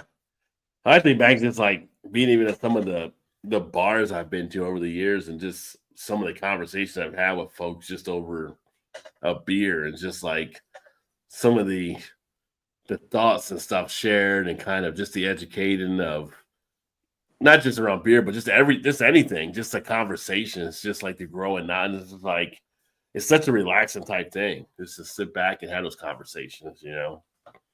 Beer's like a communal type drink to let your hair down with. Absolutely. That's why I enjoy it such. The elixir of the gods. Whatever god you may have, it's the elixir of the gods. Yes. So yeah. It's not funny. Go from a whole bunch of guys down to just one guy. Like, what happened to the other guys? Like, And that after a few beers, then it's like, who cares? Who cares what gods there are? So yeah. Whatever. Fine. It's like one god does it all now. Like, we used to have a god of fire and thunder and all this other stuff. And like that's kind of selfish. That's like Eddie Murphy in Coming to America playing all the parts. Like, why are you playing all the parts? We got other people that can step in, Yeah. In the end, it's like, how about another beer? Okay. Yeah. Right. Let's start conversation over somewhere else instead. It's always good to have a beer. Yeah. But anybody, like I said, I know you're talking about I don't think anybody said anything on any Valentine plans for people watching and stuff too, for everybody out there, Az and Dee Dee and all you guys got any plans for Valentine's tomorrow or anything, or just to lay low? She has to work till 6:30ish, 7 tomorrow, so we're not doing anything. Yeah. And my Hoosiers play at 8:00, so it's like a fine window of dinner or something else, or yeah, get in quick. Let's go. Get in quick. Maybe a pizza delivery at the door here. Yeah. Who do Hoosiers play tomorrow? Washington, I think. Let me check. That's a good question. So weird. Washington in the Big Ten. Okay, that makes sense. Washington, Oregon, UCLA is like, what the hell? Yeah. Now you got me wondering. Is Indiana? UCLA. Oh, okay. All right. I knew it was somebody from out there, but I couldn't remember exactly who. So yeah. Are they considered a bubble team now? I think they're still like on the cusp of like the first 4 out. Oh, so they're not even to the bubble yet. They're kind of like. That could change because they just beat Michigan State, so they might be in. That was a big win. I did see that. They might be in now. Depends on tomorrow night. Yeah. Which they play UCLA, who I think is also a quad 1 game. I think they got 6 games left, and I think 5 of them are against quad 1 teams. So there's a lot of room there. If they win even like 4 of those, that's probably enough to get them in, I think. Well, just when I thought WVU was doing okay, they go out and they lose to fucking BYU this week. Like, seriously? You guys lost to the Mormons out there? Like, you're right there. Like, you were seen as a 9 seed or something. Yeah, you're definitely in a bubble at this point. Yeah, that's frustrating. Well, trust me, I know that because I've lived for 20 years now. It's like, considering their season last year and nobody knew what to expect this year, and the coach came in from Drake, he's turned them around pretty well. But I'm like, you guys got the talent there right now to be a tournament team. So just the coach focus right now is like 19-2 or something like that, isn't he? Who, the coach at WVU? No, at Drake now. Oh, he might be at Drake. Yeah, I don't know. Yeah, like 19-2 or 20-2 or something like that. Yeah, he's doing really good also. So it's like, well, I'm sure the coach at KWU recruited well there as well. He didn't bring all his players over, so yeah. But no, I figured that was the case. As he said, sharing is my passion. I get that. Oh, he definitely loves that. Sharing makes it more fun. I mean, it's just being able to kind of do that. And I'm kind of the same way too. I'm like, if I got it, I'm like, here, I want to see what your opinion is of this compared to my opinion. That's what I like about it. I want to see what everybody else thinks about it. Like, I may think it's awesome, and somebody else may be like, it's just okay. Right. But let's talk about why what's the difference? Yeah. And it's not because you think that. I just want to know, I just want to experience the difference of what you got out of it that maybe I did.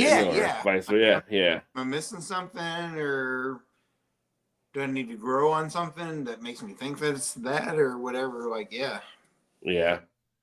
And that's the great thing with craft beer, because that's what it is across the board with everything. Yeah. Like, not everything's for everybody. No, yeah. You need to at least try every style of it just to see, in my opinion. Well, it's kind of like talking to some of the other people that do some of the YouTube channels and reviews, and some people say, "Well, I don't put anything up there I don't like or that or thing." I say, "Well, that's your thing, but if you don't like something, as long as you're fair about why you may not like it and kind of share what you got out of it, I think you're okay." Like I talked to just various breweries, and a lot of the breweries, I don't think they expect everybody to actually like everything. Right. But if you don't like it, just be fair about it. Like, you didn't like this or didn't get this out of it, you respect it and blah, blah, blah. And I said, plus when you do that with your viewers, it's more authentic, because anybody that watches a lot of beer reviews, they like everything. I feel like there's a kind of a thing in the back of their mind, like, is this person being honest, or they're kind of just putting stuff out there to try to, just draw stuff in maybe from a non-authentic type standpoint or whatever. So, share your feelings on it. I think people expect that. I mean, Roger and Ebert didn't like every movie, and they gave you a reason why they didn't like it. Right. Yeah. And as like a beer reviewer, young kids are like, who's right? Like, you kind of want to know, like, do you like it or not? If you don't, that's fine. Yeah. What's your thoughts of the beer? Why did you not like it, or why did you like it? Right. It's like, let me know what your thoughts were of it. Yeah. And now the young kids or the millennials and Z, like, wait a minute, who's Rogers and Ebert? So. Yeah. I heard about them back in books at some point. Like, what? It's like movie critics. Google it. Yeah. So. Yeah. Yeah, but yeah, but 3-day weekend is always nice. Yes. It's going to be kind of shitty for weather, but I'm off from work, so that weighs out. It doesn't matter. It doesn't matter. Yeah. You can stay in, drink beer, watch TV, movies, or not drink beer, whatever. Yeah. You don't have to do anything. It doesn't matter. You're not at work, so.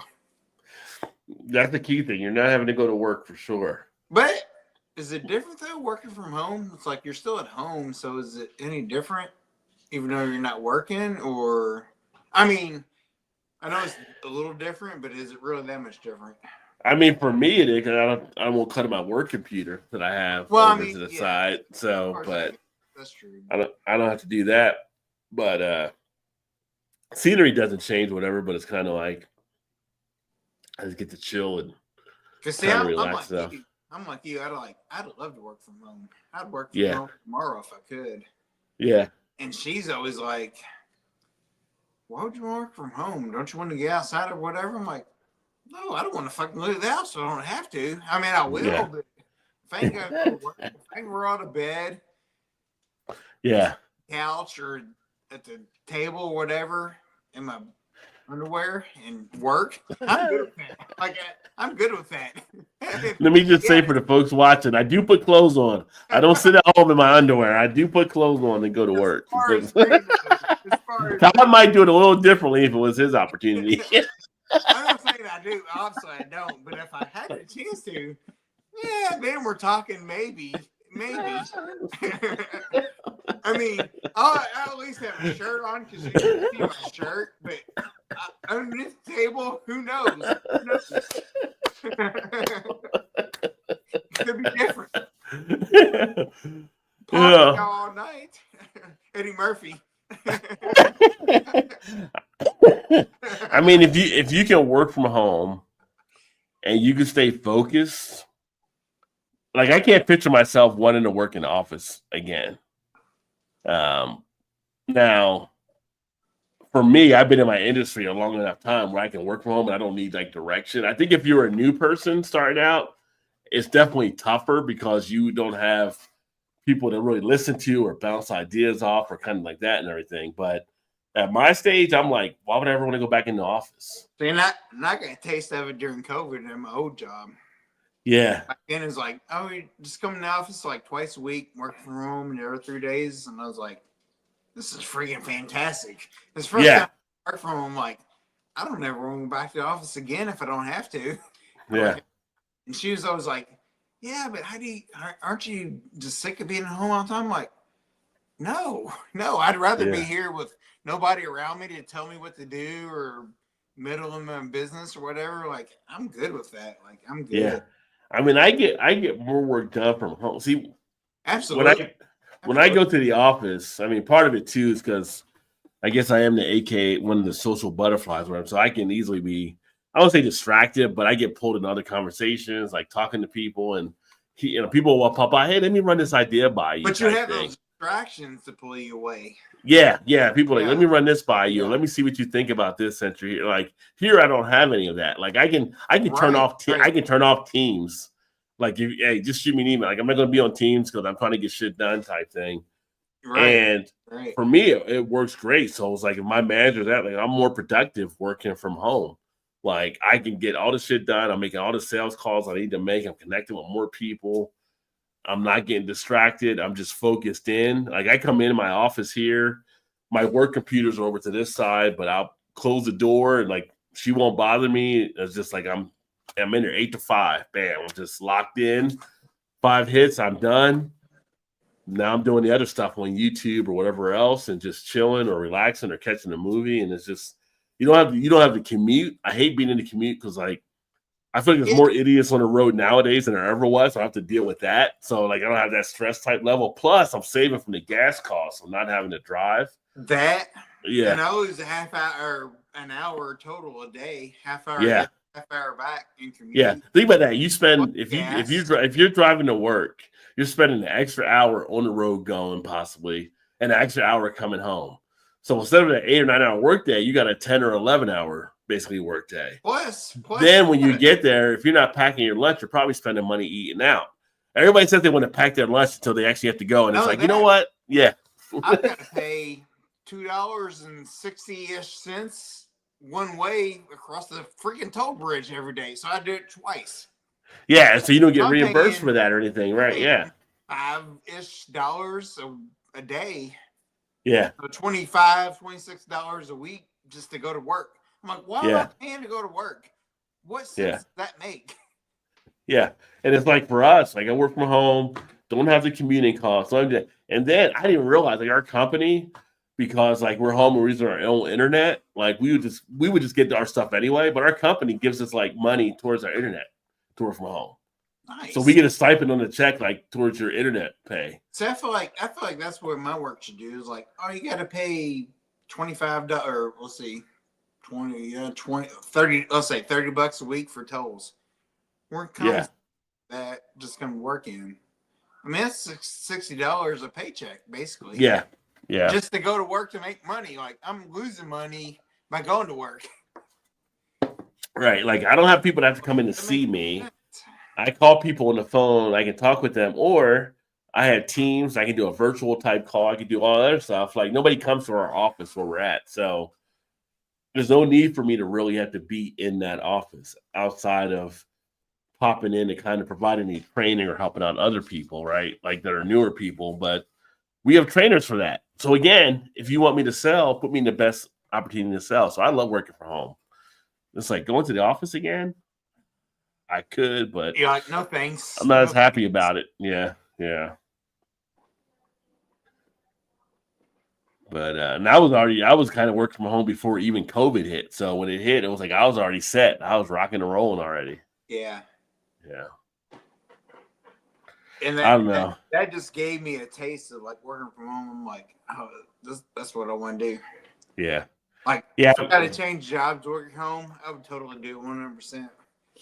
Just because you got to think like, okay, maybe make a couple of dollars less an hour, but really you're saving that in gas and for me tolls and whatever. Like, it's probably equivalent to the same, really.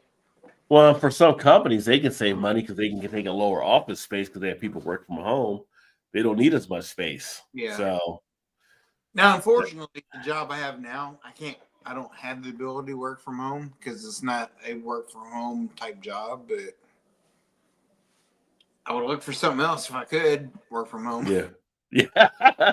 Well, they always have the work from home stuff popping up for sure. I mean, it's just I feel like COVID kind of brought that as an opportunity for a lot of companies to realize for some of your positions you don't have to have people in the office. No, And it totally did, but I'm also kind of surprised, like the amount of workforce that went back to the office instead of work from home since COVID. yeah, I think that's So part of I the feel like it's man. grown and grown out, and I'm just speaking just because of traffic. When I go to Yeah, work, it's gotten significantly more in the last 2.5 years, I guess. yeah. I feel like part of that is also management of companies that feel like they have to prove themselves, and for them to be able effective managers, they have to have people they can actually Yeah, manage in the office, so they kind that's of probably force true. it on other That's people. probably true too. Yeah, so it's kind of like depending on what company you're in, they're bringing you back in because if people are all self-sustaining, they're like, "What do we need you for?" They wanted to make their Yeah, stuff worth more. right. Yeah. So, and I mean, some managers some companies are micromanaging type thing where they want to be able to see people doing stuff to make sure they're getting stuff done. And some companies, fortunately, I'm at one that trust their employees to do the right thing, and as long as you got the numbers to back it up, they're no, copacetic with it. yeah. It's all good. So yeah, Because I can see, like, okay, worker A, you're in charge of 10 people. yeah, 8 of those 10 people are working from home. So why am I employing worker A to be in charge of those 10 people when you're only actually in charge of 2? yeah. It So I was becomes like, it becomes a two Bob scenario. So yeah. it's like, yeah. But I've seen people get called back into the office if there's a question about them doing stuff too. So Yeah. yeah, it's Or they're like like, okay, we can either stay on at a lower level or find something else because mm, we don't need you anymore. yeah. But it is what it is in that regard. That is true. But That is true. well, the beers were definitely hitting tonight. That's for sure. Great Lakes Vivacious, Lagunitas Maximum, Colossus, and All Black Everything. All solid beers. Lagunitas Maximus is on the channel, I think, for a beer review, but I will have the All Black Everything and Great Lakes Vivacious updated at some point or uploaded at some point for that beer review. Nice. Had And the all your beers seem solid too. Highlight Double IPA, the Humble Forager, what was that one called? The Enchanted Island Lava Flow Caribbean Cocktail. That one really did seem pretty good, though. That was pretty damn good. 3 Floyd's Deluxe Lager. Lager. It's really good. And then from yours truly, the Black Butte in a Black Just to break up the routine. And I'm going to tell you, if you want something to like, I don't want to feel like I'm hungover next day, drink that. Because you'll be The like, She's Black Pete delivers. Like, I'm drinking a good beer here. Next thing you're like, I drank 6 of these and I've had like 3% alcohol. Like, I'm good. Like, drink them. They are that good for NA beer for sure. They are that good. I'm gonna have to reach out to Deschutes and have you as their pitch man now. Hey, I'm available. If I'm not, I will be. It is that good. I mean, everybody I know that's had it. I'm wrong though. It's pretty good. It's pretty damn good. I mean, I was there the same, and I know Joe was, and Dave from Beer Front. He was the same way when he has. It's a damn good NA beer. Like, you don't feel like it's an NA beer at all. I'm saying, when I was drinking, I was like, is it really an NA beer? I'm like, okay. Yeah. That's why that makes me want to do like a side by side with the NA and the actual one just to see if there's that much difference in it. Yeah, because now I want to try their Fresh Squeeze IPA because that's NA as well that they have. Because the Fresh Squeeze IPA is solid too. So there you go, Rod. Do a side by side with those and see. Yeah. See how it tastes. Yeah. There's nothing wrong with NA beers. I mean, people are kind of like, why would I want to drink it and not get, but I mean, sometimes you just want to taste of beer. I mean, if you're an actual beer drinker, you just want that nice feel of a nice beer, but you may not want the buzz from it. Some of the NA beers are kicking ass right now. Yeah. Yeah. I mean, especially if you're like the designated driver and going out with a group of friends or whatever, and like, I just want to sit here and drink water or whatever besides to stay sober. Drink the NA stuff. Like, drink that. Yeah. So, like you would feel like you're one of the guys sitting there drinking a good beer. Yeah. Yeah. Yeah. Without the effects of the alcohol and stuff, like you'd still be good. Yeah, it delivers nicely for sure. Yeah, that was good. I'm looking forward to those others, the other two, The Go Brewing and Rationale. Yeah.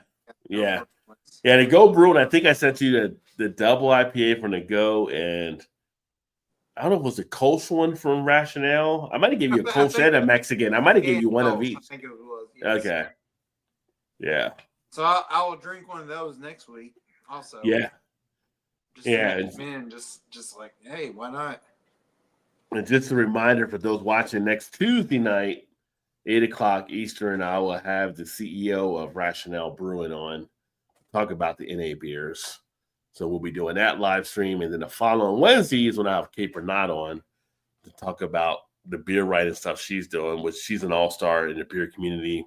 For those of you that don't know, she's huge as far as like the stuff she's doing. So that'll be cool. And lots more good things. Actually, I didn't say earlier, but I actually spoke to Mad Tree, so we're lining up Mad Tree right now. That might be an own location with them. So I talked to my buddy Mike over there. So stay tuned for that, because I know there'll be some good stuff over there that we'll be going through, which on location with them, Mike's like, try this, try that, try that. Like, I was like, okay, I got to drive home. Yeah. But Mad Tree has some great stuff that they're actually putting out. They just opened up a new location, a second location in Blue Ash Parks and Rec. So now you got that, and you got the one near me in Oakley. They're doing some great things. I mean, Mad Tree is probably, of the ones here in Cincinnati, Ryan Geist, Mad Tree, and then Braxton across the river are probably your big three, I think, in the area.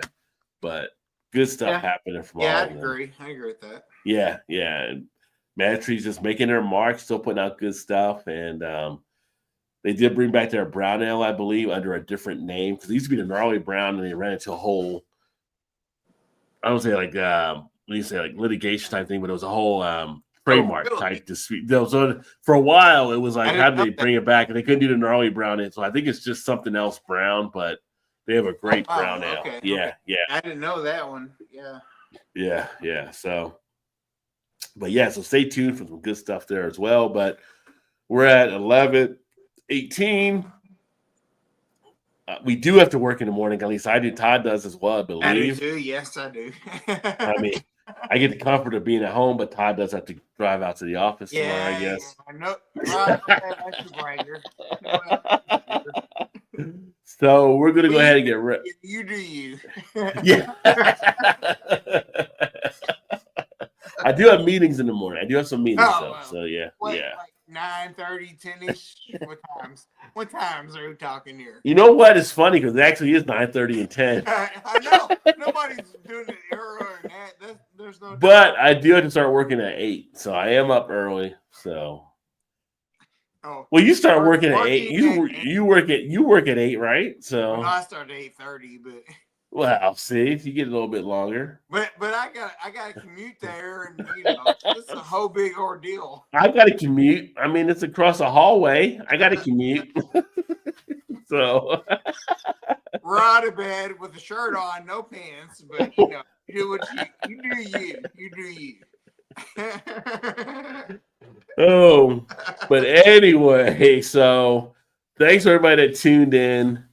Hopefully you guys all have a great weekend. If you're going out tomorrow night, have a great Valentine's Day with your significant others, and buy your loved ones the best gift ever. At least buy them a candy bar. Give me a candy bar. At least go to dinner anyway. Yeah, go to dinner if you can, or stay home and watch the IU game. But I mean, this person's not doing anything for theirs, so hey, it's okay. I'll live vicariously through you guys. well, I always feel like, I don't know, Valentine's Day to me, I feel like, is it a real holiday or is it a Hallmark holiday? I don't know, but it is what it is. But you have fun, Rod. You have fun. You and Janice have fun. we'll be at Benihana, Catch some of the shrimp they throw. Oh, I never catch the stuff. Shrimp they throw at you. They always be like, turn like doing this. Do something like, look at this face. I'm not moving. I'm not catching anything. Don't even think about it. Nope. Next.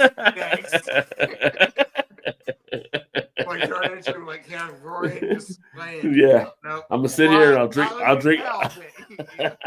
I'll drink my beer, but you better not throw some fish over here. I will knock you out, sir. Yeah. Which is funny. So we had a thing years ago. We went to it was a place that we had in Covington for work. It was our holiday party, and it was a hibachi grill type style. So we had all of our people there from our office, and they were kind of doing that. And so next thing you know, like 10 minutes later, we had the hugest food fight break out. Like it's like they were doing like someone like just like how the chefs bring stuff like to the hibachi grill next to them. Like people were reaching in and grabbing the shrimp or the steak or whatever and just throwing it across. My boss, she shook her hair and all this rice fell out. Like they were just like, oh, they were so pissed at us and everything like that. And I'm like, you guys started throwing food first, so here we are. But this was back in the 90s. So at the same point, we also had drinks on the bar, and the same boss was like, who orders shots? Why is there a Dr. Pepper on the bar? And there's like a flaming Dr. Pepper up on the bar. My one buddy ordered a regular. He like blew it out real quick. He's like, well, I don't know. So it's open bar, open menu, whatever. Yeah. So then that was the 90s, but hibachi grills, flaming Dr. Peppers, food fights, and all that kind of stuff. So I think we're a better civilization nowadays, but it was fun when it did happen. I miss the days of the flaming Dr. Peppers on the bar when they had like pyramids of it. Yeah. I had a rough day of flaming Dr. Peppers. I drank like 5 in like an hour and a half, which is not good. Yeah. The old saying of puke and rally, that was me.